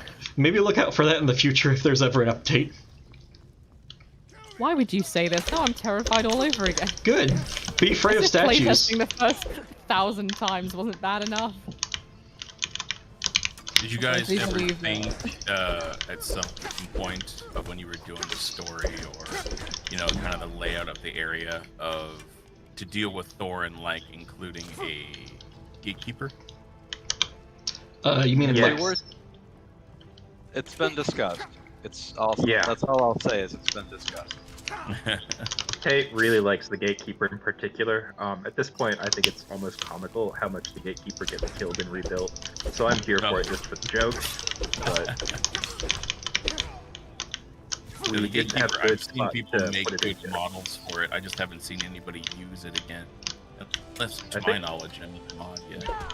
I think Mihail has a really good one too. He has Yeah. a lot of good creatures for this one. But Speaking we of didn't Mihail, he's in the for it. chat, lads. Oh, hi. Hi, friend. Good to see you. Welcome. All the creatures from Mihail that we're using in this was phenomenal work they've added. Oh yeah. So much quality to the range of creatures. If we didn't have the creatures, it would have been a much inferior experience. So Tate is really excited for the shambles. He wants to find somewhere to use those. Oh, I already have a place to use them. I'm not going to tell them. I wasn't either, but thank you, Tate. So, background about some of this place. I didn't really add notes around here, so I didn't explain it expressly, but Thoron is the prophet of the apostles, so this is supposed to be his sort of bedroom. It's very nice, much nicer than the hay you had it back there where the exiles slept. Here you have where he's looking at the standing stones, which is because he's down looking at obelisks of order, and then heretical thoughts because he is a heretic after all. And I put slow soap over here. I had no reason to put slow soap here, but it's had a really violent reaction to everybody that's seen it. They've just looked at it, they laughed. I have no reason to put it there. I just did it, and people love it, so whatever. That's awesome. These are shrines to Thoron. I don't think people have really stopped to understand what they are. These are shrines to Thoron where they put them there and knocked down the Sheogorath best. Oh, I hadn't seen that. That's cool. That's what we call environmental storytelling, boys. Yeah, boys. It's what Why would Todd you would do have that? done. You just put it In all my in this Skyrim quest mod, it's more likely than you think. Then over here this would be been Thoron's desk, where you have the other exiles sitting around doing whatever, and then this is his personal desk where he has Amber, Gnarlbark, and then he has a copy of Bark and Sap in the Living Woods because he's researching the root and how the root works. Nerd. Yeah, I know, right? This guy's doing homework? Oh my god. You're 1,000 years old and you're doing homework? Embarrassing. Are you not embarrassed? Also, again, this music absolutely slaps. I've said it every single time it's come up. This music in particular, yes, this is the Dano Rand track, I think. There's 3 tracks for combat. There's 2 Dano Rand tracks, and there's one actually from Oblivion. That one's Flight of the Daedra. The one from Oblivion. That one's... Yeah. We were able to include that one because it was part of the Umbra creation, and it was actually included in updates, so we could have put it in. So... Would have been hilarious if not. Ha ha ha ha. This... Oh, here we go. The bit where everyone pauses. Yeah, everybody pauses at this bit, and I love it. It's fantastic. It's great. So this area, this kind of walkway here is supposed to be a shivering hall of stories, and what I mean by that is when you go through a Nordic ruin, at the very end of the Nordic ruin there's a hall of stories, and it kind of signals to you that there's a boss up ahead. So this is my version of that, but for shivering ruins, where we have one version of Sheogorath, then you have another version of Sheogorath, and you have another version of Sheogorath. And then finally go into the room, and here you are, and then you get jump scared by Kenthal. Actually, let's make this fun. Come here.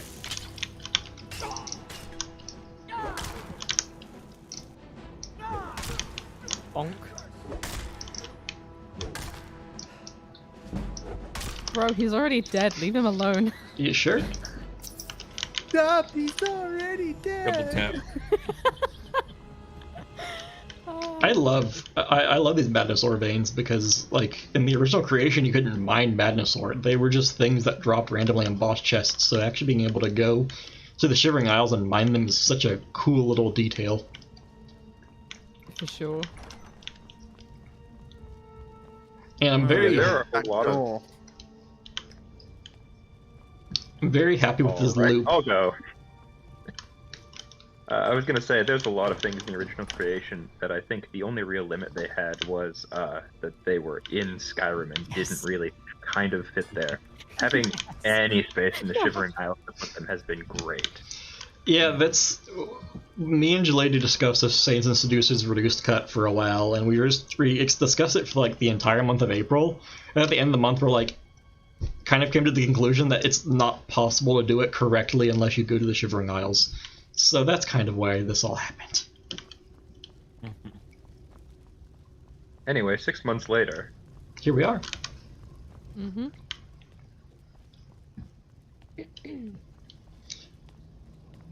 Before we head to the boss, I think we're going to do the side quests first, so we can have a look at the other dungeons, since we're talking about dungeons right now. I vomited butterflies everywhere in Mania, and after I did that, Jalili did like an audit of the world space, and she was like, "There's too many butterflies." I'm like, "What are you talking about?" There is no such thing. Grow up. Here we have a bunch of tomatoes and tomato soup because they have like overproduced tomatoes because they're using it for their, you know, soul tomatoes. Beetle broth and a spoon of formulation. Yes. Nice touch. Yes. I wonder what happens if you accidentally eat a soul tomato. I don't think Wouldn't you like to know, Weather Boy? You can't in gameplay, but I would like to know what would happen in the lore. I was thinking about adding some soul tomato recipes at one point. That might come in a future version. Oh yes, I please. think you'd I would very love quickly find yourself becoming a host to to something. The gourmet. I should have known that the gourmet was Lord Sheagorath. Mortal. Just figure out all of the recipes. Where's the boy? Merlin's mysteriously missing. And then Where's copy the those boy? For example, you could have and just append soul to it. Where's Merlin? Where is he, Tate?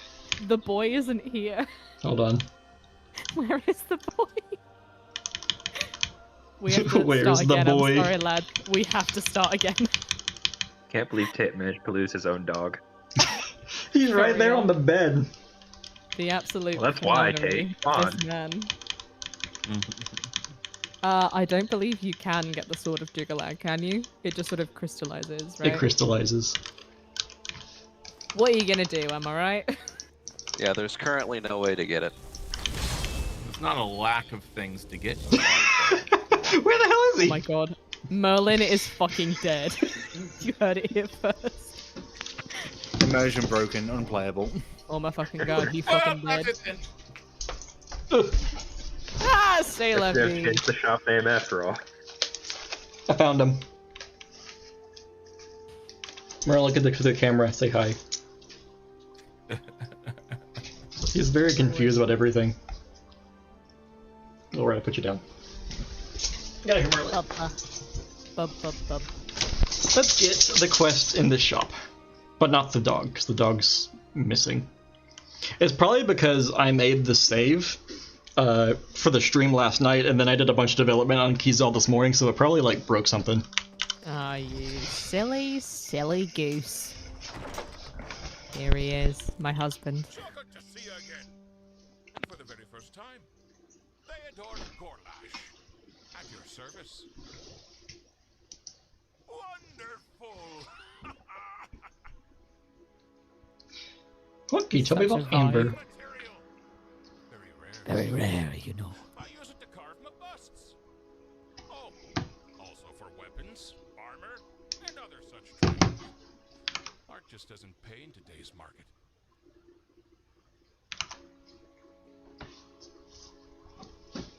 Of course I could, but you'd have to do me a favor first. There's a special piece of amber, shaped like the face of Sheagora. Bring it to me. I like this line a lot.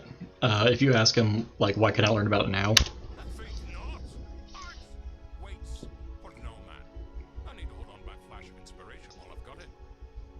He's not wrong. Quit your stammering. Anything for you, sweetie pie. You should search the root canal. You never know what you'll find down there. So your odds aren't too bad. Of course, they aren't too good either. But let's be optimistic. Well, there's a subtitle shift. Alrighty. So we're gonna head over to the root canal. Yeah, I noticed even after what I had recorded, there were some things you had edited out of certain lines and retooled them a bit. I was I was really sad when I saw the part where he goes like, "Oh, don't look at me like that." Like what was edited out, and he just said "fine." Instead, I was like, "Oh, I like that line."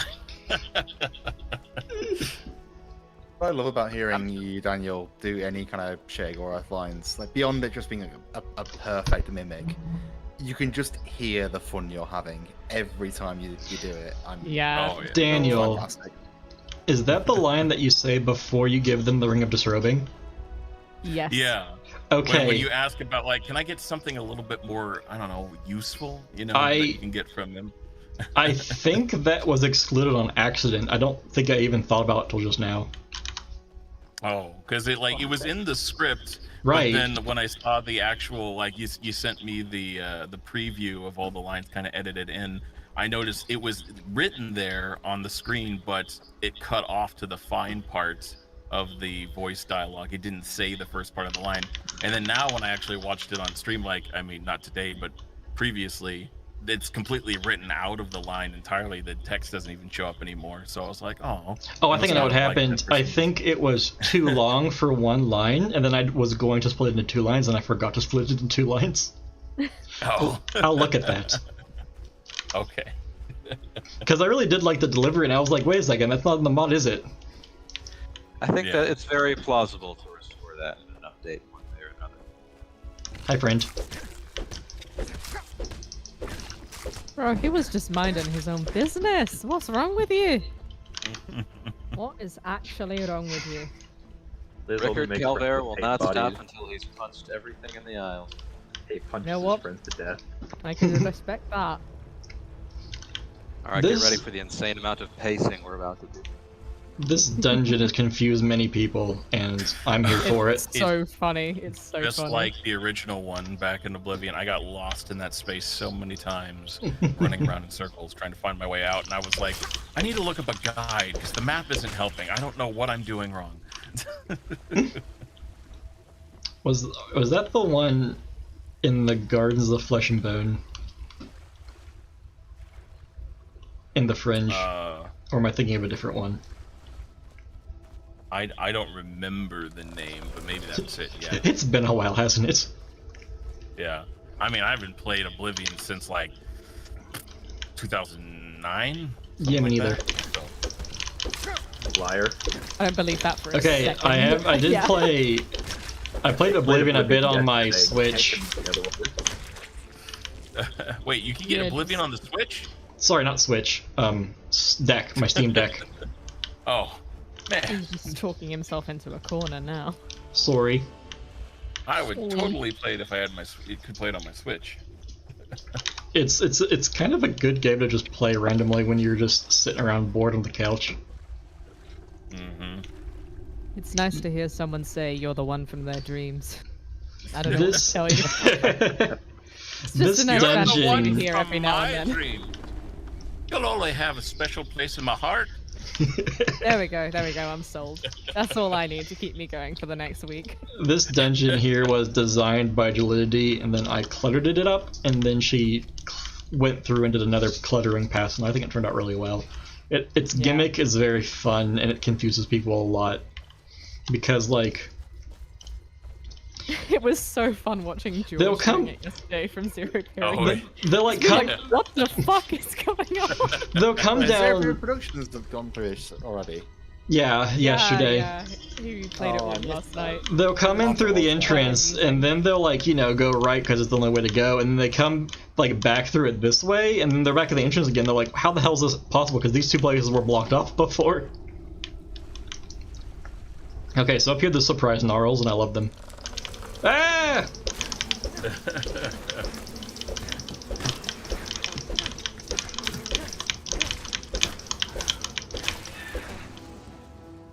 Just flail around till you win, that's how Rickard goes.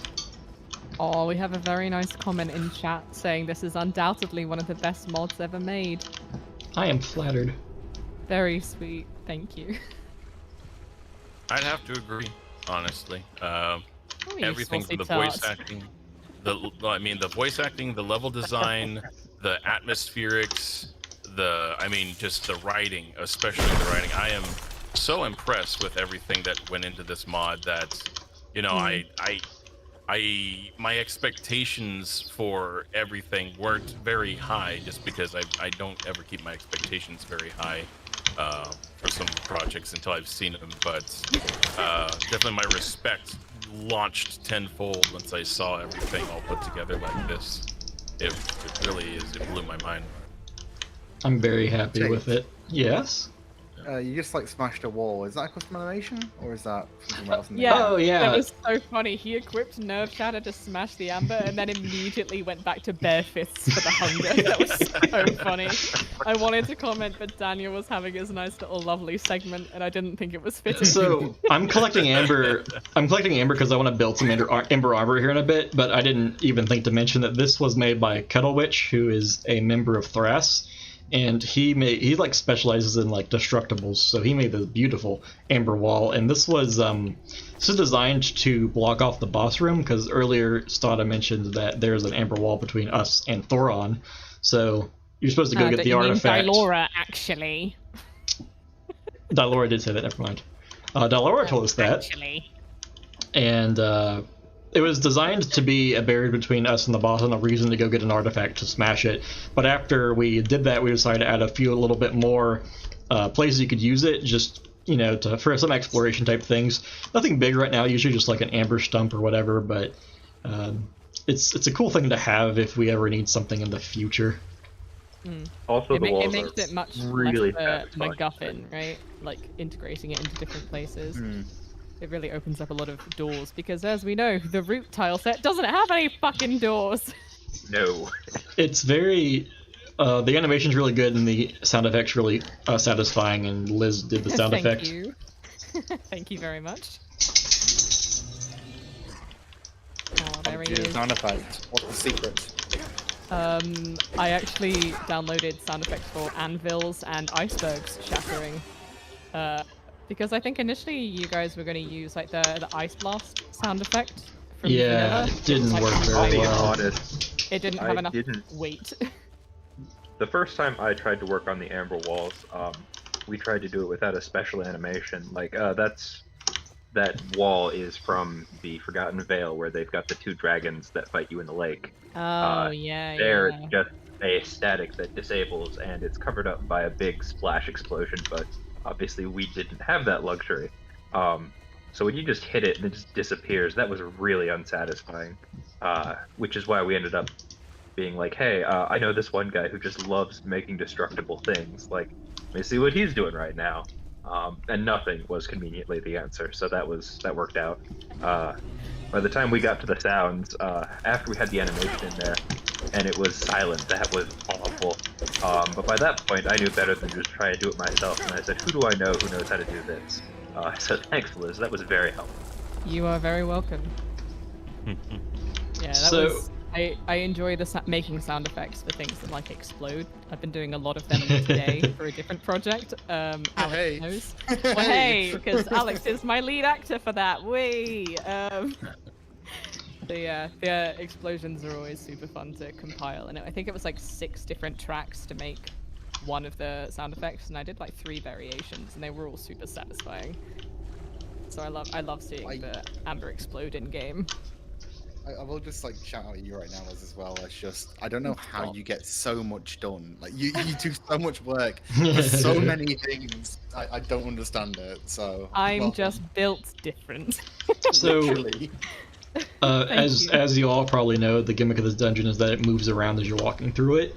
And I redid the loop after Validity made it, and I asked her if she was okay with it. She said yeah. And what I did is I made it so like when you're coming from the boss room, if you're like coming back, you just like go straight and you go outside. I think that's a really cool loop. That was the idea for the dungeon originally, but Validity wasn't able to make it work. But I like freaking redid a bunch of shit and made it work because I was determined. Yeah, it's still by far like I think the most impressive dungeon. I mean, it's my favorite because I think everyone who's ever met me and knows my CK work knows that I'm obsessed with organic builds. And like I think the cluttering is so sick, and I love like the gimmick of it changing. Oh, why? Thank you. And it's just so interesting. What I find is interesting with mods and development in general is for people who are outside of the actual making scene, people who just play games, sometimes like not realizing how something that seems really simple is technically a really big challenge. And God, you have no idea. Yes, some of the work that goes into some stuff that just On the opposite end of it, it's funny to see people who think something is really complicated is actually really simple. Somebody was asking was like thinking that it was like super hard for us to have made Theodore Gorlash happen to, resemble Shea Gorath as a pure coincidence. And we're like, oh, that was really easy. Oh, no. It's that mindset that gets people hooked on VA synth. So here is... You mentioned splicing lines earlier on in the stream when I think I wasn't here, and I wanted to chime in like, but why don't you just use the asynth? I can think of 1,000 reasons not to. Funny story here. For our boy. own utility, after we had plugged in all of the quests, before we had submitted the script to everybody to do the voice lines for, we put VA synth lines in as placeholders to try and get a sense of what everything would generally sound like and how especially pacing and timing would play out. So everybody wound up getting these, terrible synth dialogue lines. Oh, and yes. It was especially funny with Stada because her opening monologue has her saying like, "Welcome to the Shivering Isles," all of that, repeatedly. But VA synth is an idiot, and so VA synth kept pronouncing it like Izzles. And so we all got so used to having Stada say Izzles constantly that when Rebecca gave us the real lines and actually knows how to pronounce that word, it was like actually disconcerting for a little bit. It's like, wait, where'd the Izzles go? Where's my beloved god-awful VA synth? I gave everybody a vanilla voice actor that was like kind of similar to the role that they would be playing, and I was going to give Theodore Gorlash the Shea Gorath voice type, but I learned that there is not a Shea Gorath voice type in VA Synth yet, so I'm like, well, who am I going to use? And I said, it's a shopkeeper. I'll use the Bellathor voice type. So he sounded like Bellathor for months. Yes, well, and I that's swear the thing. to God, if I was young female Eager, I swear to God. You were female commander. Yes, good, as it should be. Thank you, Rika. The Shea Gorath voice it's completely unpredictable. That's the way that it was designed by Wes Johnson. So to try and put it into something like the synth, like, you would have to have a completely different set of rules to predict how he would do those line reads. Otherwise, it would just sound like him normally talking, which wouldn't sound like the character. Exactly. So I don't know if anybody will actually ever have a synth version. Having done like a very minor bit of machine learning stuff in my time, like the one thing I remember from it is the quality of the output of your model that you get, anything you do to generate, is entirely dependent on like the quality of the data you have to actually train that model around. And so you just need that much data, and quite frankly, there aren't that many Shea Gorath lines in base Skyrim to actually try and train it off. So, good luck. You could do it off Oblivion lines, I suppose, because there's a ton of those, but... There's still not as many as you think there are.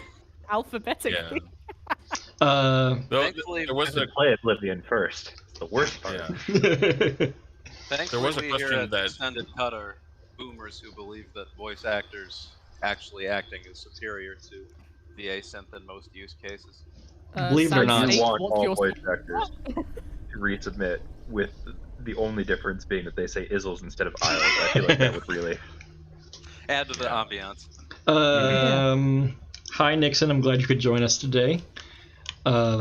I wanted to talk about this area real quick because this is the only part of our mod that is a recreation from Oblivion.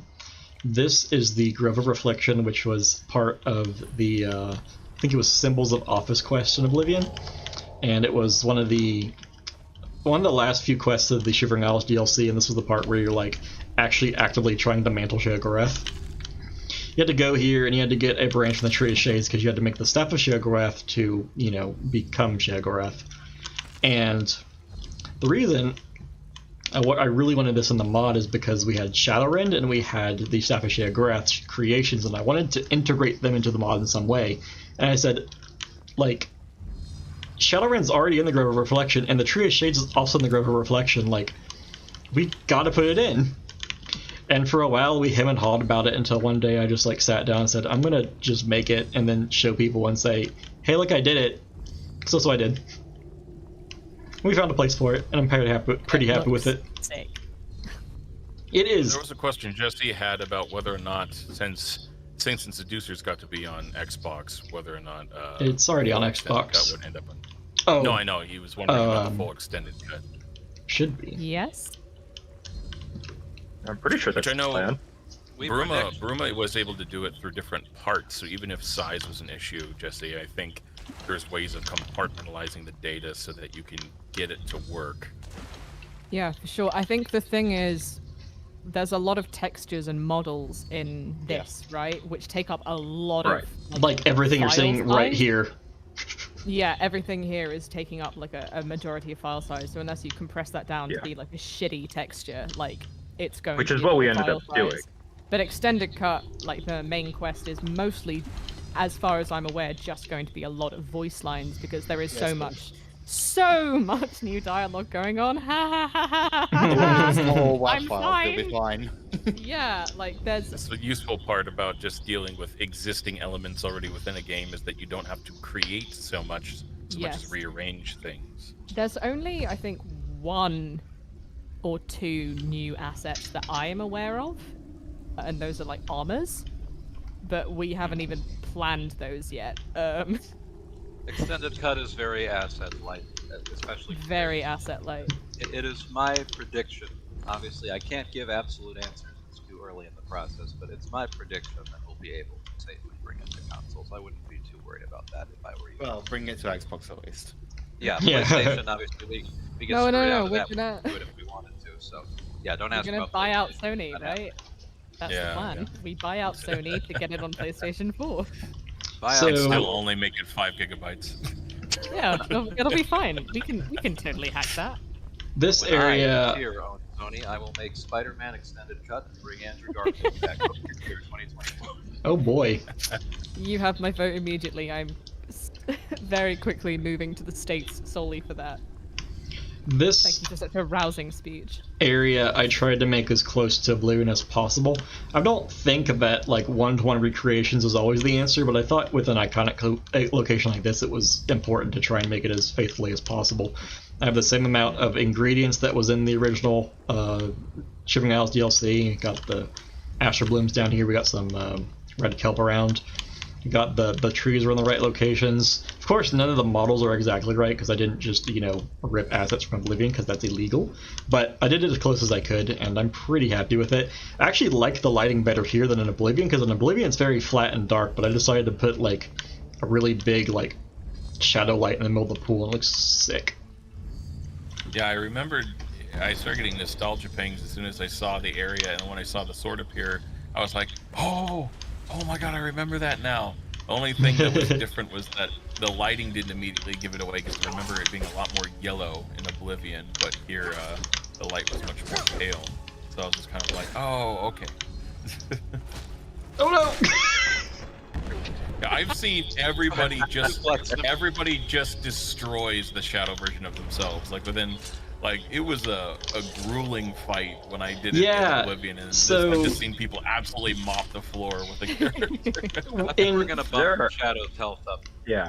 There's a few enemies in this mod that are not nearly strong enough yet. You just punch them twice and they die, and that's not even on purpose.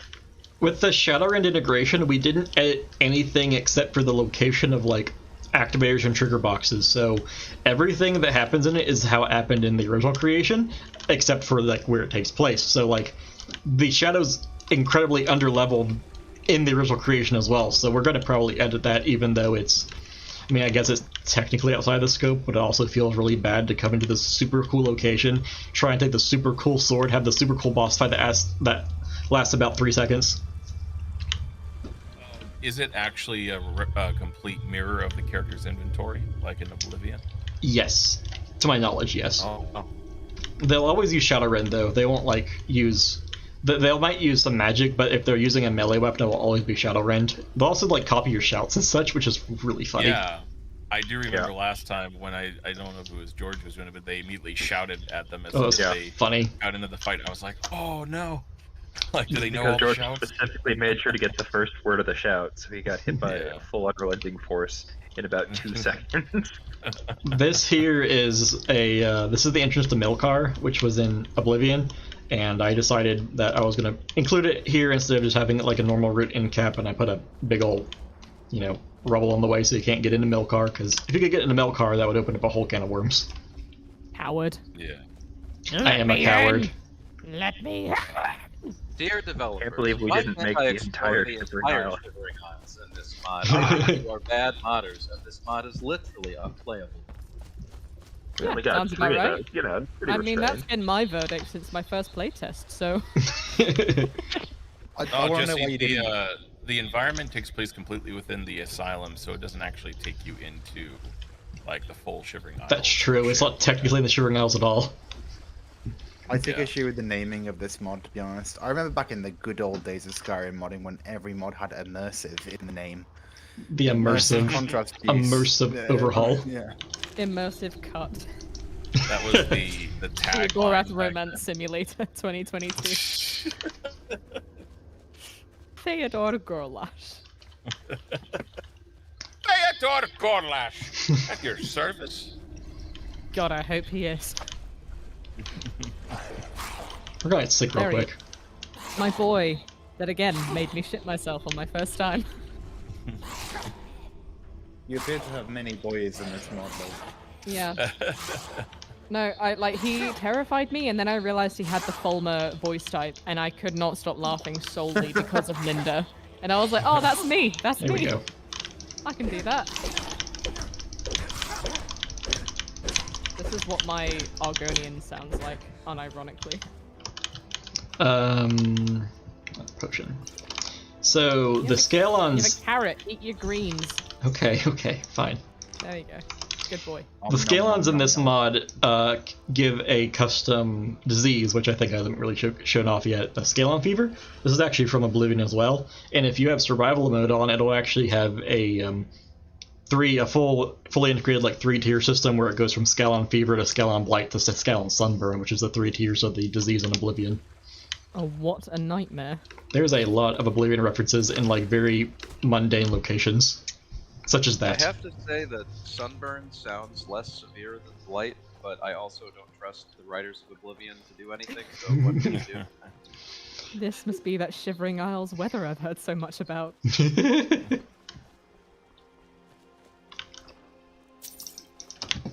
Chest? My god, I love the gibberish. Whoa!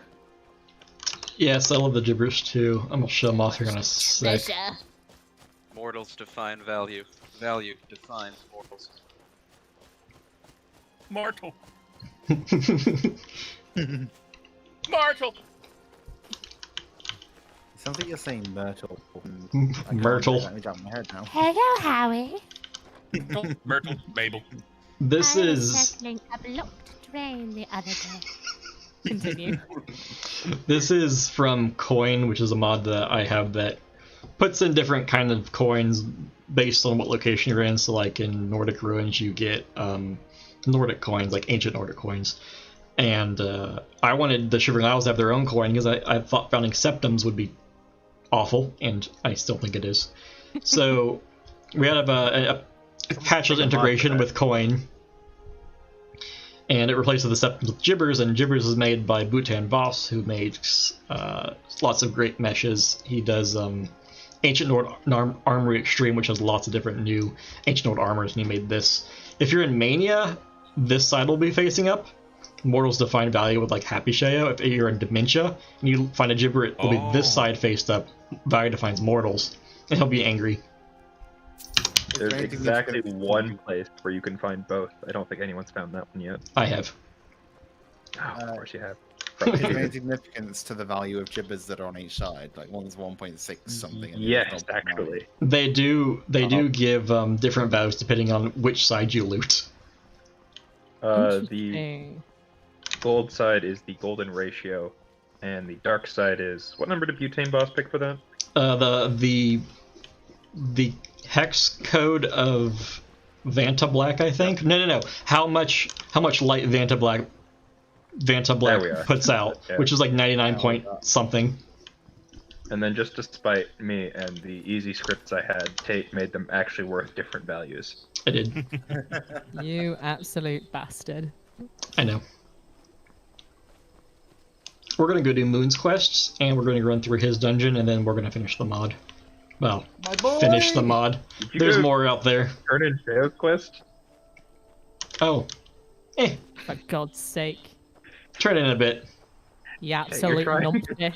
You're trying to make I have ADHD.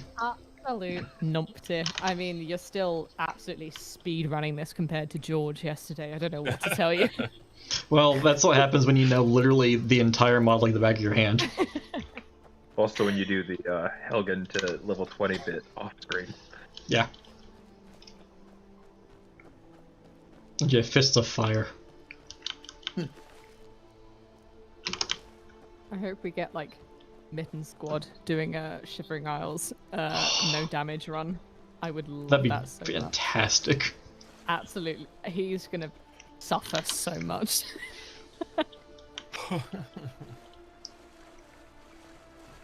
If and when. I really like Moon's quests. They're both simple fetch quests, both Theo and Moon's, but they take you to interesting locations, and that's the important part. I really like Moon's because of just his character. Come to browse my ware? Yes, the ore. Very rare. I really resent Skyrim for making me like fall in love with lizard people. Interesting statement. I shall keep that in mind for later. My main player in my Skyrim game has been married to Jokeethus for like 6 years. Interesting. Glass is not happy. To love the Reach Shark then. I put so much work into those goddamn Argonians. Gladys? What's wrong, Merlin? Is Gladys yelling? He's a puppy. I'm gonna close the door real quick. Puppy.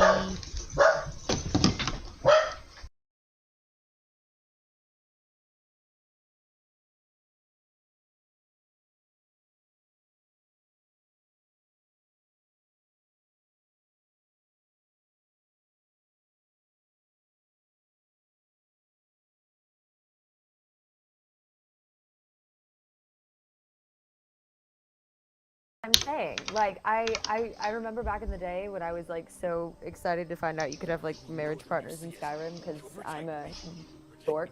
But I was running around and I had like, I don't remember, one of the College of Whiterun people in mind, and then Jokeethus in mind. And when I went to the college guy and showed the amulet, he was just like, so cool, yeah, like, you want to get married? And then when I went to Jokeethus, he's like, you're beautiful and the sun shines out of every part of you in the trees. And I'm like, oh my god, you, yeah.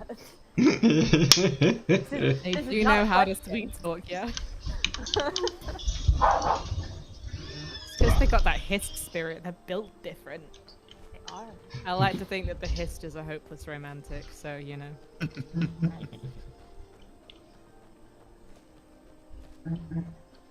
Also, I do think it's very funny that of the prominent Argonians that Extended Cut has made, there is one sees the moon and one hears the rain.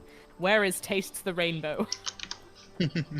I don't think anybody's gonna ever get the very subtle joke, very meta and subtle joke of sees the moon's entire personality. It is the most obscure Oblivion reference Tate has ever made. I'm probably gonna He was trying to explain this character to me, and about 5 minutes into the explanation, I still didn't get it. It's... Don't tell anyone, Tate. I want them to figure it out on their own. I don't think anyone's ever gonna figure it out. You can tell me off stream. Oh, ridiculous. I'll tell the cast, and then the rest of you just have to guess. There's only one Argonian that matters, and she runs in circles.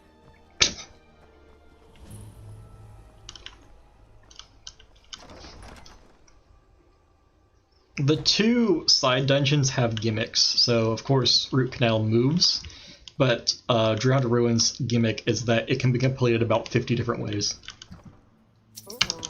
That is gauntlets. ZX, like a demon in RuneScape or something. I'm gonna need to look that up. I hope so. I don't know. I just picked a name, and then I picked a name. It was Zed at first, and then Victor's like, make it ZX, so it's a palindrome. I said, brilliant idea. You can run it backward.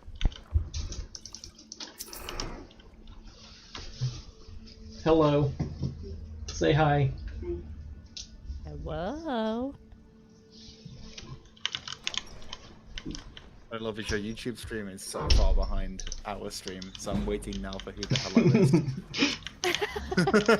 It's clearly Gladys. She's both sentient and capable of speech. It's true. I've talked to my wife about like a hypothetical expansion of Gladys where like if you're on Skooma, she'll like talk to you like with a human voice. Well, we've never actually done that. You need to if you're on Skooma and talking to her, you need to give her like the deepest, manliest voice possible. So Gladys has a feature where you can give her treats, and I wanted it so like you give her the treat and then it goes away because like she ate it. But what would happen is it would go into her inventory, which was like not cool because she has an inventory you can access because she's a follower. So my solution was to make a new cell, put a wolf in the middle of it, and make it all go to the wolf's inventory. And the wolf's name is Gladys' stomach. Nice. That's fantastic. Hi, friend.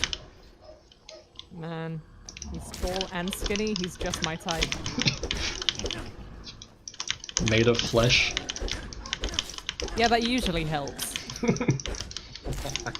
He has the gangly arms and absolutely no coordination. That's my man right there. This dungeon is my my favorite dungeon I've made. I like it a lot. So this is one entrance, and then there's another entrance down there, and then there's like a whole side dungeon over here. It's fantastic. We're just gonna go straight to the boss though, and then we'll walk around a bit. Oh hey, I know this side base.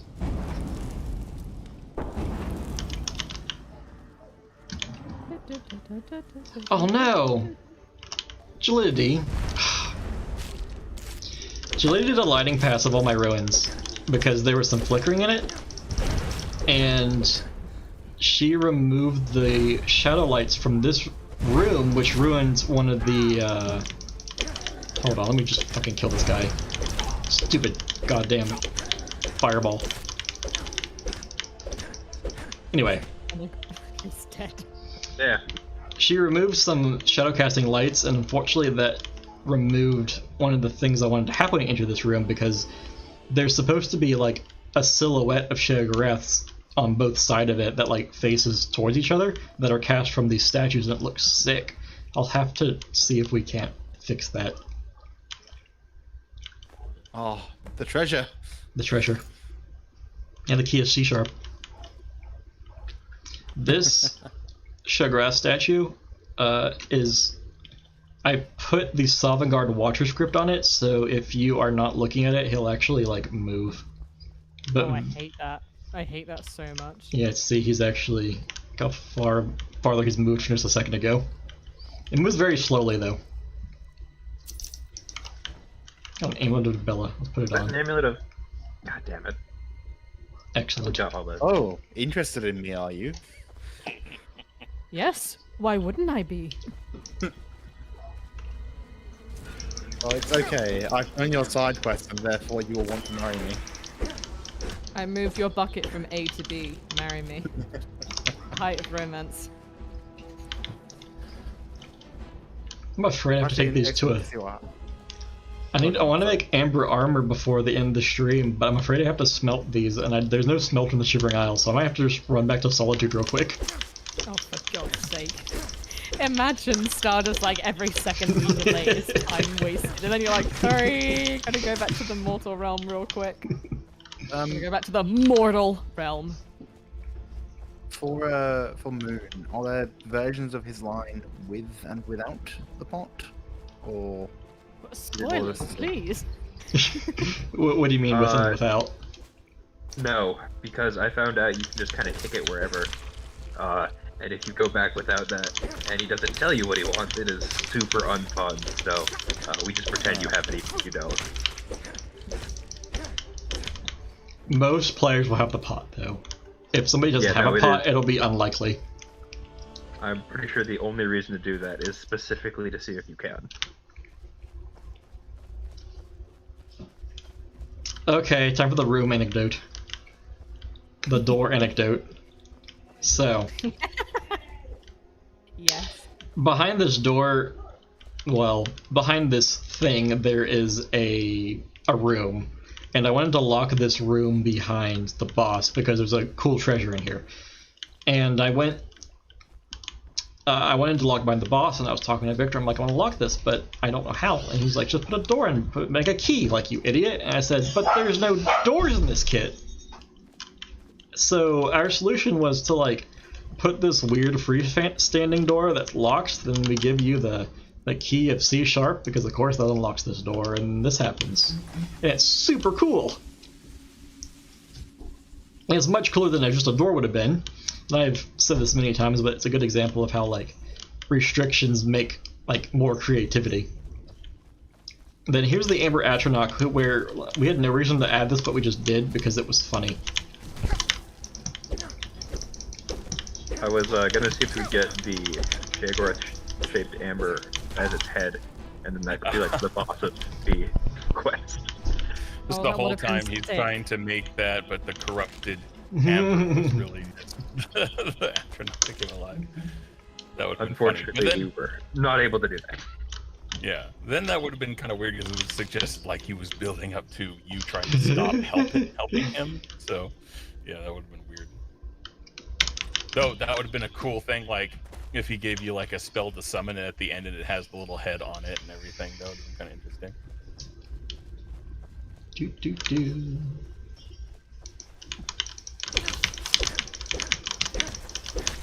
We might make the Amber Atronach summonable in the future. I like the asset too much not to. It kind of sucks right now though, so it definitely needs a buff first. We wanted to use it a little bit more, but we only had one place to use it, so maybe in the future. There's two. The other one is perfect though. Can't the other one change is that. perfect. This man absolutely refuses to level up. He doesn't need to level up, he's already perfect. He could be better than perfect.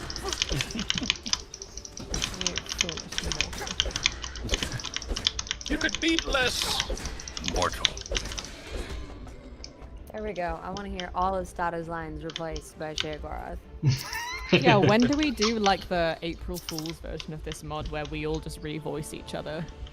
I have a feeling that Wisniewski would have a fucking field day as Starter. Are you kidding me? Yes! Oh my god.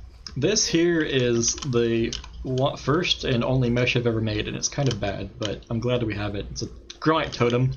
I made it by taking Mihail's Gromite face and like slapping it on a farm pole and retexturing it. Hell yeah. And then I broke it and Julie had to fix it, but I'm glad it's here. Yeah, sounds about right.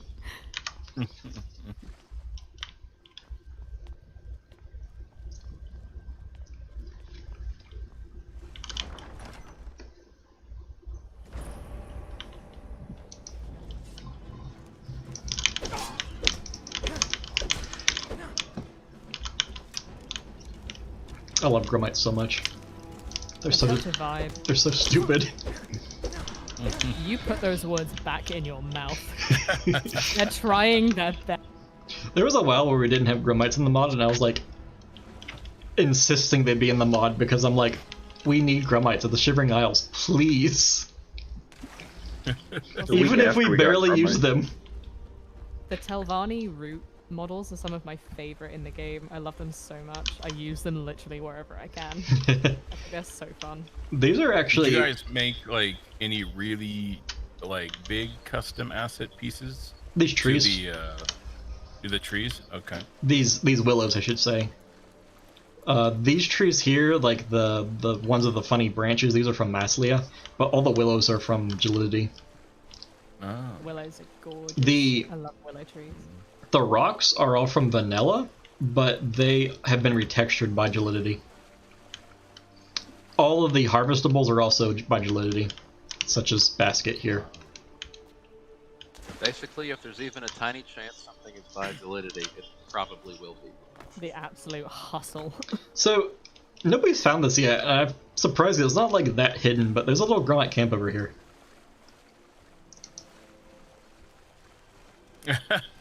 Nobody's found this yet, but I'm about to commit genocide. Yep. Just in a silly, goofy mood, you know? For someone who says he likes Grumites, Tate here kills a lot of them. I like the way they squeal with pain. Hey, buddy. That's not a Gromite, you can't kill him. Come on now. That's their god, you have to kill him. Learn some boundaries. Yeah, we didn't see it very well, but if I came in from a different angle, you could have seen that the Grumites are worshipping that big Scallon back there. Oh, come on now. Which is kind of a running joke, because there's several places throughout the mod where there's, like, evidence of that Scallon being worshipped. This is his shrine. Yeah, like, we didn't use that many Grumites, but I just really wanted them in the mod because I loved them, and I think they really add to the vibe. Because I think these are all the Grumites in the entire mod. The ones here, in the camp, and the ones in the Drowned Ruined.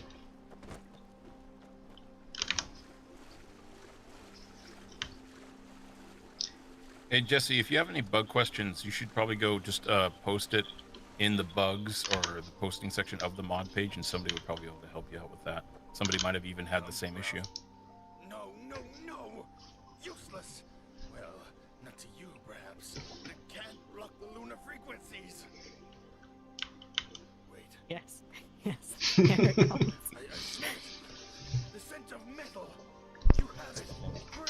Praise! Praise! The pot? Yes! I love him so much. It was so perfect when he put it on his head. I was like, that was what it was all for. It's a joke about a. Oh, lovely.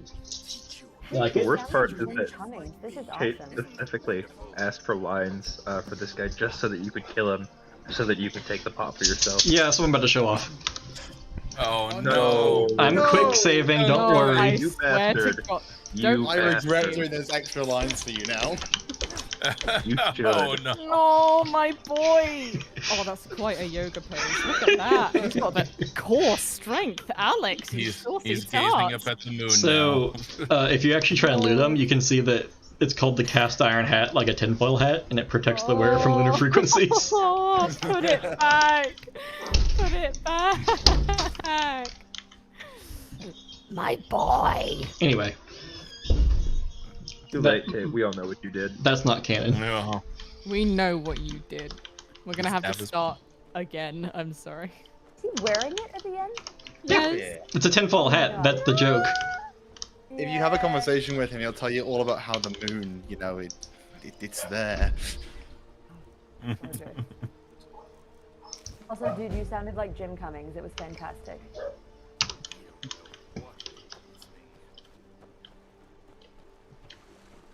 Okay, let's go turn in the Sheo quest and then let's finish the main quest. Stato's probably Don't you mean- pissed at me. Don't you mean Theo? Starter's gonna be pissed no matter what. Yeah, there's no Sheo quest in this mod. I said Theo, didn't I? Click your fingers and produce nerve chatter and still be like, I could have done it with more style. Mortal.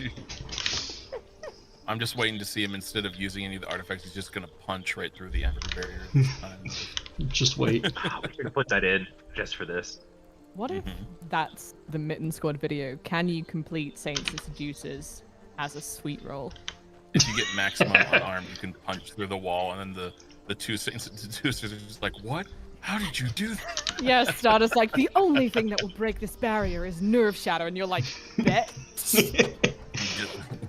Actually, we should probably... Shatter all the you wouldn't nerves in my knuckles.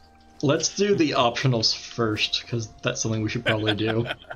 Can it Also be a feature where if players try to foos the amber barrier, it rebounds like the Wabberjack and just ragdolls them away? Yeah, I'll put that in tonight. I would like that very much. Yeah, I'll do that tonight. Perfect. Thank you, Hello, bestie. Bruce. I love you. So, the the location of the lab is in the hall here, which you were at earlier. Now, this back part, I'm very happy with the design because I've seen people go and explore it before. What happens is they'll go back here, we'll see the chest, and they'll open the chest and be like, wow, a chest! They'll like loot this guy, they'll take the void essence, and then they'll just leave. And they'll just like walk right past the door. I like it because you'll come back later, you'll come back later and you'll see the door and you're like, oh.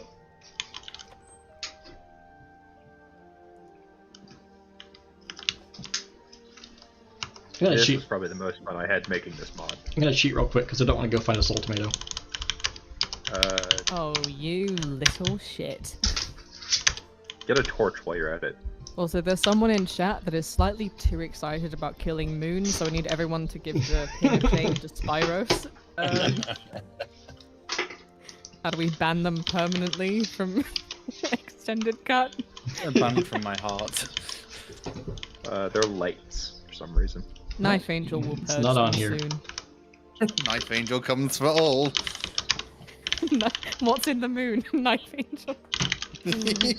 Like the one reborn from Bloodborne, but instead of like flesh and limbs, it's just knives. Knibs. You should be able to punch it now. Knife Angel.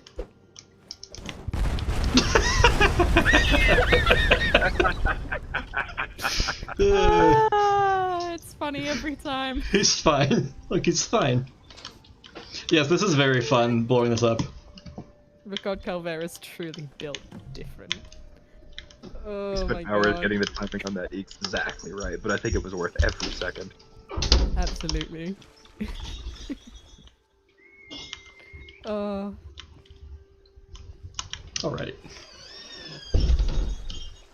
Once again, the strongest paper on Nern. I don't know what's up with that. It just doesn't... I hit that thing with explosions. I added collision to that mesh. I did everything, and it just would not burn. It's strong pepper on there and easy. Strong. 3 strong, 5 monk. There are several locations in the mod that people have not found yet. I'm not going to show any of them right now. I'm just going to hop over here. But I'm just going to say they're not... Has one she's really proud of. Stop it. Stop it. Don't show people. I'm not showing anybody. Good. Actually, wait. Sure, that would be a secret. Show us. Turn off the stream. Coward. I was going to swim to the grove, but I decided to turn the Shayla's quest first. Theo. Ladies and gentlemen, we off to route to Nern. Who's Sheo? Do you mean the honorable merchant Theodore Gorlash? Do you mean Theo? Merlin. My boy! Oh, I love this song, by the way. The lady made this, and I will love her forever for it. Oh, that's my son! That's my boy! I will never not quote that. My favorite part of that whole movie. Am I supposed to work with this? You can barely see the detail. It's so abstract. So I think we know who's playing him in our redo. The critics these days. They're vicious. That's probably my favorite line he does. Yeah, same. It's so real as an artist. I hate it so much. Customer. Now then, was there anything else? It was just a slight little jab, to all those people who will try to U-bomb the mod. Just kind of glaring at them. Yeah, I know the mod page said to start completely new save, but I went in as a level 34 who's completed the main quest, and it didn't work. You know full well what happens if you do dialogue why? You know full well what happens if you start mid game. Yeah. We'll leave that one a surprise. It's so good. I'll give it like a week, and then I'll make a video compilation of all the tomfuckery I found from starting on not a new save. Okay, so it is truly ungodly. Now it's time to talk about the Amber Journal, because there's a funny story behind it. You open it up and there's nothing there. And the intention was for there to be a bunch of pictures, like weird pictures of like ambersmithing. But we kind of forgot about it, and it went to QA, and people thought it was hilarious when they opened it up and it was blank, and we're like, cool, but we didn't really intend that. So we kind of like, we didn't really want to do that because, we didn't intend it, but people thought it was so funny, so we couldn't not do it. So we did a compromise. First page is blank, but if you turn it, Logitech was in you all along. Oh, it's Kung Fu Panda. It's the It's Dragon exactly Scroll. Kung Fu Panda. The scroll has given him power. I'm going to talk to Theo about how I got to the asylum, because I want to point out a bit of voice acting I love to death. Is it the nose blow? Mayhaps. That's pretty good, but no. That's also really good. An artist who upsets his patron is an artist who starves. And I upset the mad god quite dearly. So Theo doing an impression of Sheogorath is genius, and I'll love it forever and ever. One day, the Prince of Madness handed me a chunk of amber. And he said, Theodore, you're going to take this amber and sculpt me a masterpiece. That amber didn't have a masterpiece in it. It had something foul. And I had to choose if I was going to make a masterpiece or an abomination. The latter, of course. An artist has his integrity. Well, Sheogorath took one look at it and flew into a rage. Theodore, you handsome devil, he said. You've really done it this time. Take that abomination to the asylum where it belongs. So here I am. Business has never been better, though. You're my very first customer. Brings me to tears every time. I like the ... That's quite a story. I regret nothing, though. We all suffer for our art. Genius. Beautiful. Theodore knows what's up. He just gets me. Well, when I read the sign and I saw the quotations, I was just kind of like, oh well, he's got to do a voice, he's got to like put on something. So I'm like, why not just dial up the screaming shaker voice to 11 and let that, and then just keep the normal conversation talking at a regular level to kind of keep the the difference between the two.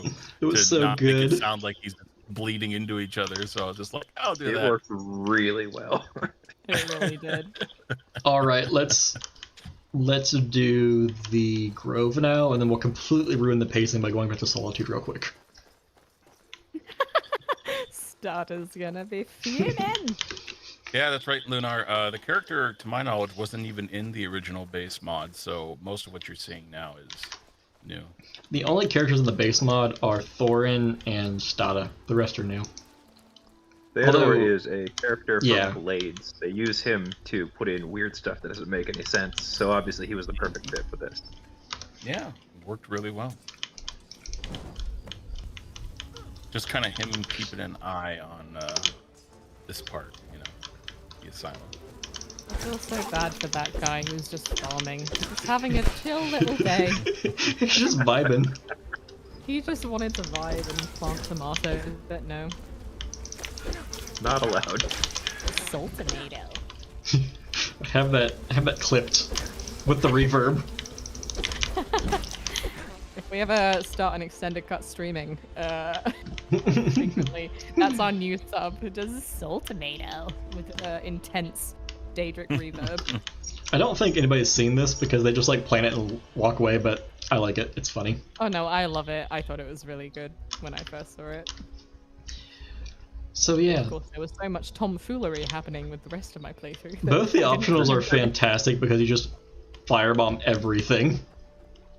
The script just said burn down and plant evidence, and they didn't really give me anything to work with, so I took a little artistic liberties with how much fire was involved, but I think it came out well. Yeah, Carter, your script didn't give us anything to go off of. Listen, it just said burn. How am I meant to What's work I with supposed to do? this? I'm an artiste, darling. I'm very satisfied with Victor's explosive work. It kills me every time, literally. I should hope so. I should mention the gnarls actually they work the same as they do in Oblivion, where they will grow in size and become resistant to an element if you use it on them, and then become weak to elements you didn't use on them. And that was Victor's work, and it turned out real well. Being surrounded by gnarls. You can pick up our friend again. immediately Pick up your friend. Pick up your friend. Pick up your friend. Bring him to Solitude. Jesus Christ. He's not here anymore. No. He's legitimately Good. not here. No. Let him rest in peace. Stop No. desecrating his corpse. Pick up his friend that we left behind. Please, I'm begging you. No. Make real friends, Liz. God damn it.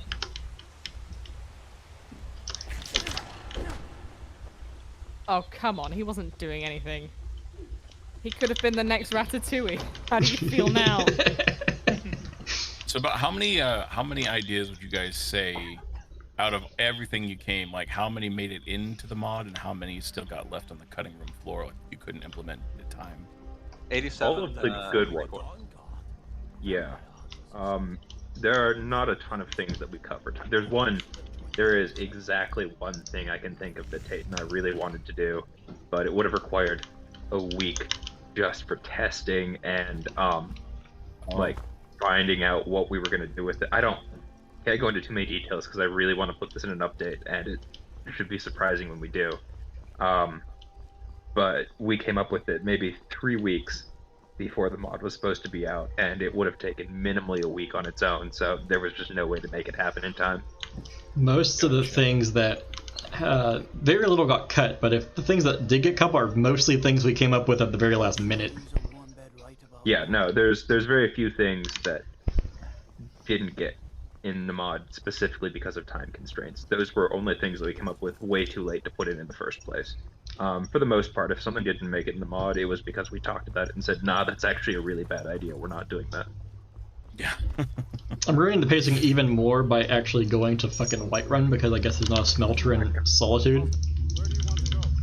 Was there anything that almost made it into the mod that got cut kind of last minute that you were like, oh wait, no, we actually don't want to do that? I can't think of anything. Stuff got added in at the last minute. I'm just wondering if there's anything that was complete for a while and then you were like, actually, we need to take that out. I feel like there was something, but I can't think of anything. The Starter and Dylora holding hands animation. No, that's never been in the mod. I miss it dearly. So, because I'm terrible with understanding the structure of mods, especially on console, so now that it's out on Xbox, I know you need to start with a new save, but what's the best thing to do as far as any other mods you have? Like, should you turn the rest off, or just make this the top one, or what's the best option? It should be fine. We specifically went out of our way to be as non-invasive as possible with the vanilla content. The only issues you would run into is other things that also modify Saints and Seducers. Gotcha. We actually... if you're planning on using something like Identity Crisis, I know it does work poorly with things that modify exterior world space or create it. So because there is the Asylum, I'm not sure how compatible those will be.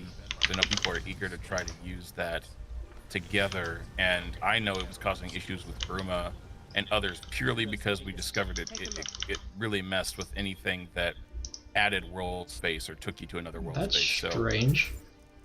Yeah, it was just the way that Slimeslayer had made it because he was a little bit inexperienced with dealing with the exterior world space. The way that he had kind of built it, he accidentally built in a way that poorly conflicted with those that do that. So you have to have a patch in order to... People have been making patches for things that pretty much had anything to do with an exterior world space to make it work with his mod. All of our world spaces were done by, like, our one world space, but all of that was done by Validity, who's been doing this for a while. She's on Lordbound, which is one of the oldest projects that's still going. And she's also on at least one of the Beyond Skyrim teams, so she's pretty experienced with that kind of thing. She's on most of them, but only for... mainly for, like, map markers. I think she's done level design on a few of them. So if I've mostly, honestly, most of my modding is just like, hi, make Skyrim not gray and depressing. So with that... Mood. Yeah, as long as you're starting a new save, you should probably be fine. Okay.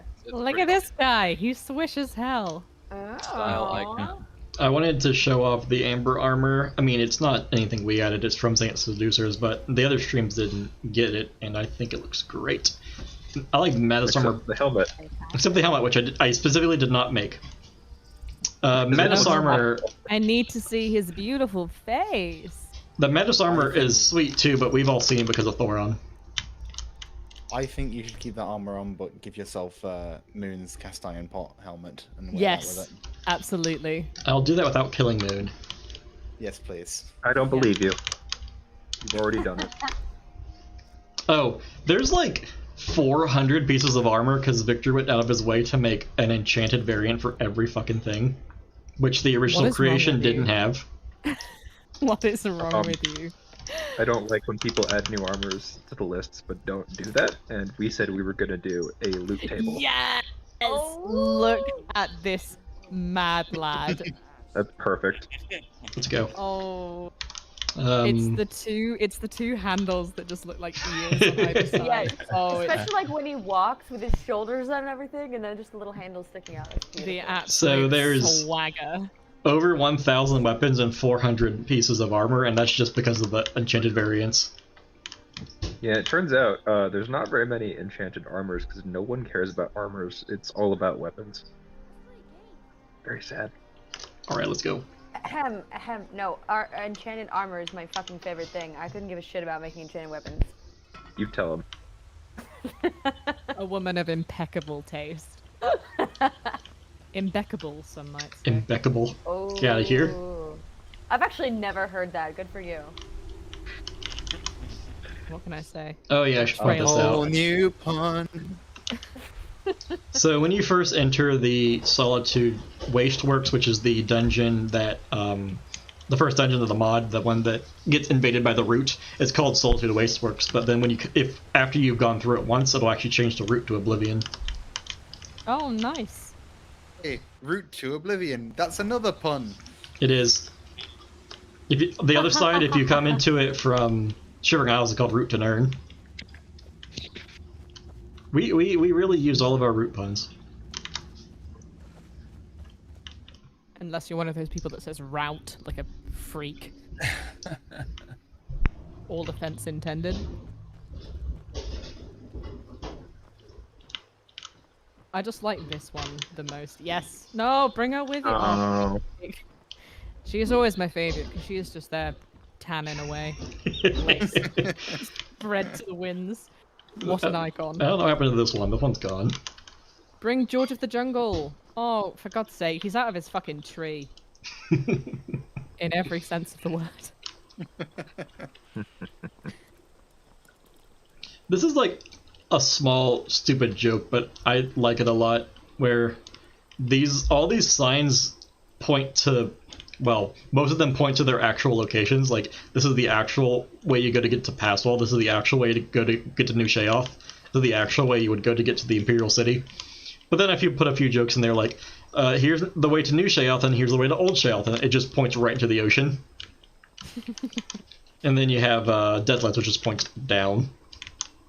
Nice. Very nice. I remember one day we were Mihail talking is about quaking.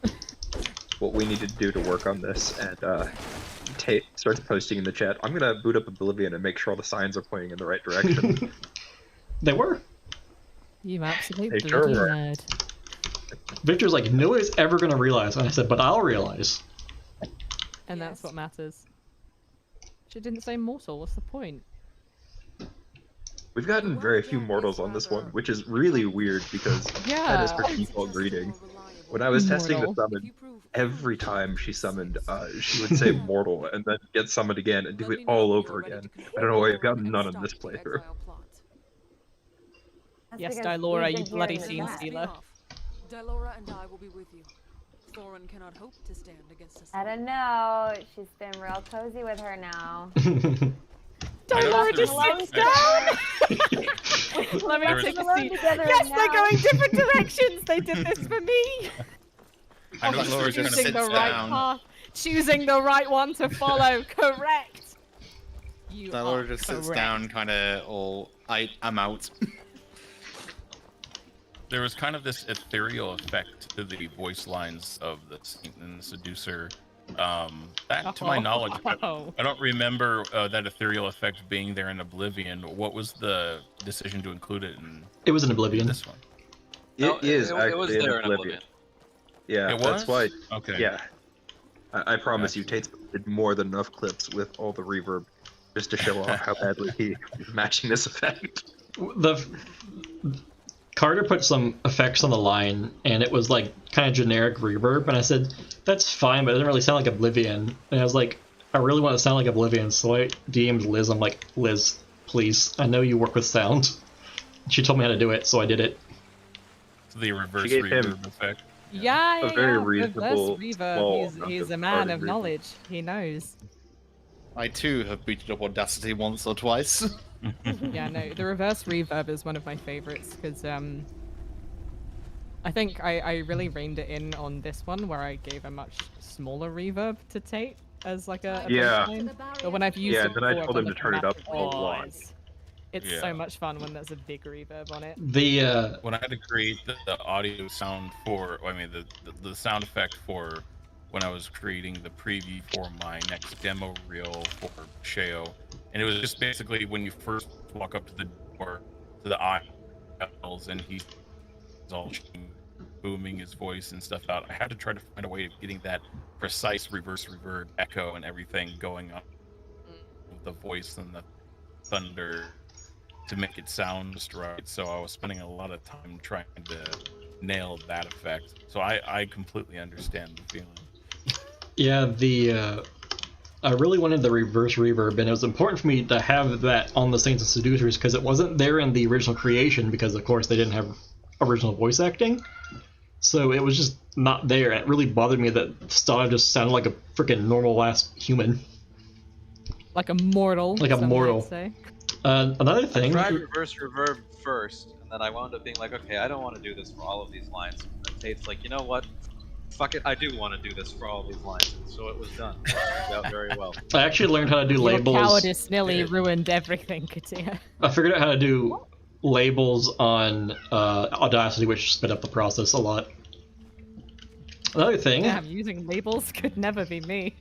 This is another anecdote is their gear. They both had swords for like the majority of the mod development. Then last minute we're like, that's kind of boring. Let's give them something else. So we gave Stada a fuck off war axe. It seemed to fit her character, and Delora gets a blunt thing with a shield. Now, Blunt thing. Blunt thing. Power attack machines.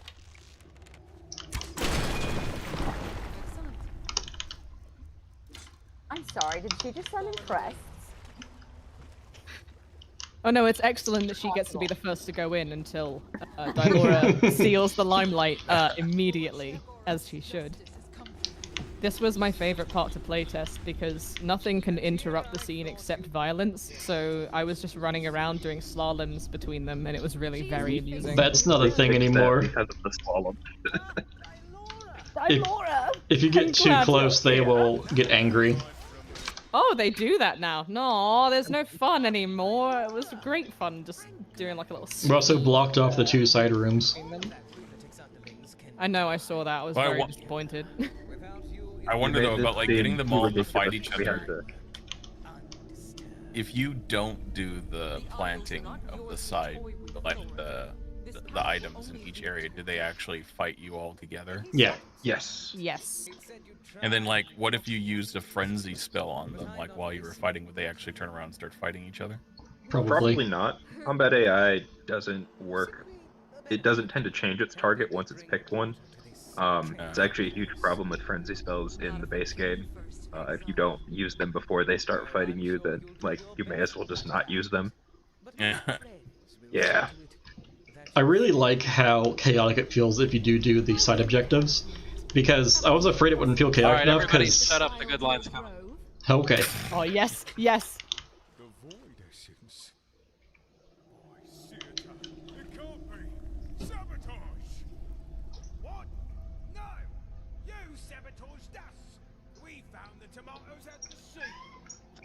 They set the line! They did it!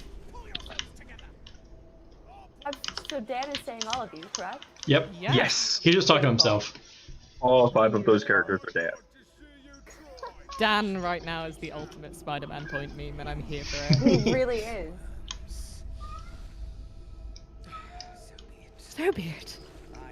I'll kill these interlopers. I like myself. the breathing. the breathing to steady himself and quell his anger. He's like, fine.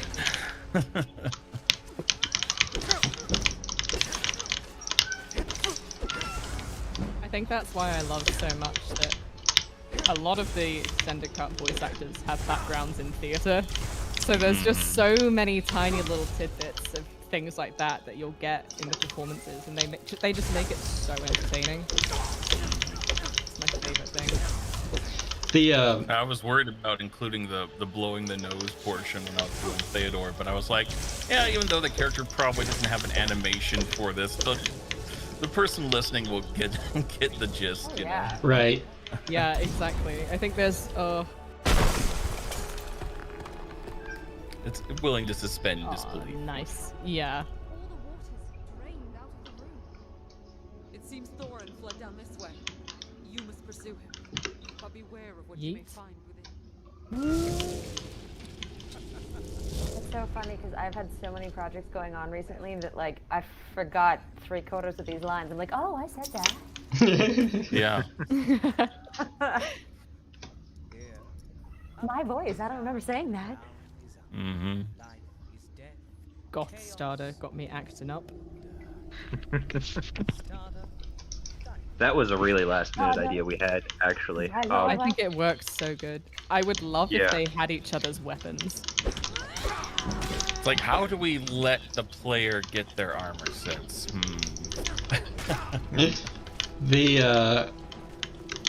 Victor mentioned this the other day, but the fact that one of them uses a shield, the other one uses a fuck-off battle axe, actually makes for a really interesting fight. Yeah, if you stand still for too long, Dylora will stun bash you. So a lot of people have been focusing on Stada, because she does more damage. But then they get stun locked and the shit kicked out of them, which is interesting for a boss fight because it's just two regular melee characters. It wouldn't seem like it would make for an interesting boss fight. But the small space and the stun lock give it some more mechanical depth than we were expecting. It'd be interesting if there was like a dialogue option before going to the fight. Here we go. Oh if Lord. you could like give like Shadowrend or you know, the Daedric artifacts you grab and hand it off to them for the fight, and then they turn around and use them on you in the second part. Oh, interesting. So, okay, so you see the red hands. Mm-hmm. I don't know what's causing that, but I didn't try and fix it because I think it looks cool. It's because we didn't unequip the spell. Oh, is that why? Well, it Yeah, looks that's cool, why. so let's not. Yeah. No, I'm not changing it.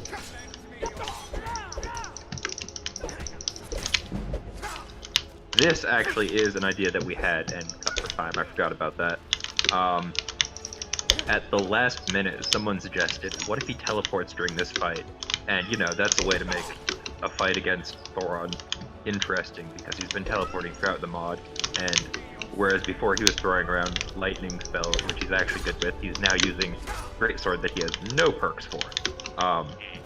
So that seemed like a way to make the fight more interesting.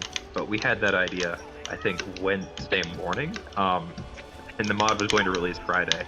And I said, no, I can't make that work in time. It'll break the scene in half. We're not going to be able to do that. But it would be really cool. I think it's a really cool set piece that he's using the sword, even though he's kind of bad at it. Because the sword looks sweet. Yeah, no. For story reasons, it works great, but mechanically, the last phase of the boss fight is the easiest, which is an odd choice. Yes. These, I think it took me all week to get these and the effects into a way I liked. The timing on that was so messed up. It came out really well, though.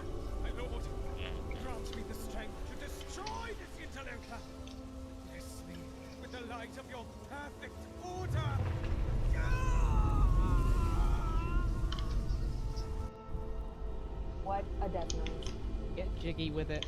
Get jiggy with it. He's been jigged. We need to figure out a way to get the player to face him, because every stream we've watched, they just like don't see it at all. They don't know what happened to him. He got encased in crystal, bitch.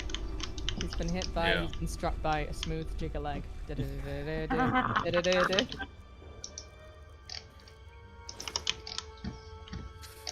Nah, I need to see his face. His beautiful face. That helmet looks good with everything. Need to see his It does, though. beautiful face. It looks good with everything. Pot. Sexy boy. Show I that gotta face. protect Yeah. him from the lunar resonations. Can there be a line for Moon in an upgrade? In an update, rather, where if you're also wearing a pot, he can be like, yes, friend. If you want to go ahead and write your own script, I'm not going to stop you. Absolutely, I'm sold. I mean, one of his final lines is about like giving you the teaching to Smith Madness, and like it'll make you just like me. Isn't that wonderful? Isn't that wonderful? Yes, I know. Maybe we should. Wonderful. Make that craftable if you're got madness thing unlocked. That's good. We could do that. Once again, reminded how awful her helmet hair is. It's really bad. So good. God, I Awful. hate We you. need to fix that. It's. So when do we It's give on the her list. Sims hair? Purely to spite Carter. No other reason. Hi, you are banned. I wanted her to have a mohawk after she took the helmet off. Just, really commit to the bad hair bit. When does she get the rigmarole of Bruma? Never. Not even ever. Alright, that's the end of the main quest. Was there anything that you guys wanted me to go look at or check out or anything else you wanted to say? Moon's romance quest. That's not in the mod. Coward. Not yet. I'm gonna fix that myself. Hey, if you only got sub mod, I'm not gonna stop you. And if Alex agrees to it, I'm not gonna stop you. Excellent. Alex, you ready for some more gay love interest content? Oh, heck yes, let's go. Yes, I'll make you cry all over again. I have one more thing to show off, but if you guys don't have anything else, I'll end it here shortly. Is it the doors? Yeah. Yeah. I want to shout out to someone who's watching who's just messaged me saying, I hear a circuit in a YouTube stream. God bless. No names, but you know who you are. There's several things I thought about showing up, but I decided not to because I want there to be some secrets left, and there's plenty of secrets left that nobody has found. Ah, disappointing. I like to mention that these are... I made these in GIMP. I took the basis from a resource that was made in like 2011 that I found. That's actually a recreation of Shivering Isles banners, and then I just like took the textures of each of these things and slapped it on there. The recreations, sort of the Shivering Isles banners for the Saints and Seducers, they turned out way better than I thought they did. I'm pretty happy with them. Ooh. Yeah. Anyway, this is the door to the Fringe, because these are the walls to the Fringe. That's like part of the story here. Like this whole area here is the Fringe, and this is how you get inside. Except that we didn't build the Fringe because, believe it or not, we didn't have time for that. But if you go over here, You amazed me. go over here. There's actually a door you can enter that says you can go to the Fringe. If you open it up, you just pop right back out where you came in. Back in the asylum. And they're called the Doors of Denial for a reason, because two reasons. One, you've been denied entry to the Fringe, and two, you're in denial because you keep trying to do the thing that is not working. Yep. Yes. Well, getting a little bit too real for a second there. Too real. Let's go up here to end it off, unless anybody else has something else to look at or say. No. I look forward to playing this. Right here, I want to make this a leap of faith, maybe, one day. We'll see. But it looks great. Look. Legolas, what do your elf eyes see? It's becoming night just in time. Beautiful. Oh yes, and you can see the little girls on their way up. On their way up. As they fall asleep. They're not going to hold hands. They're going to try and kill each other, probably. Yeah, that's the same thing in my book. Come on now. Is it? Fascinating. That's healthy. Well, I thank you all for joining us. This was really fun to kind of go through the mod and talk about the development. you have any other questions or you want to talk more about the development, you can just ping me in the server and I'd be more than happy to talk about it. But thank you all for joining. Thank voice cast and developers for joining me as well. This has been great. Yes. Well, that's it. Hi.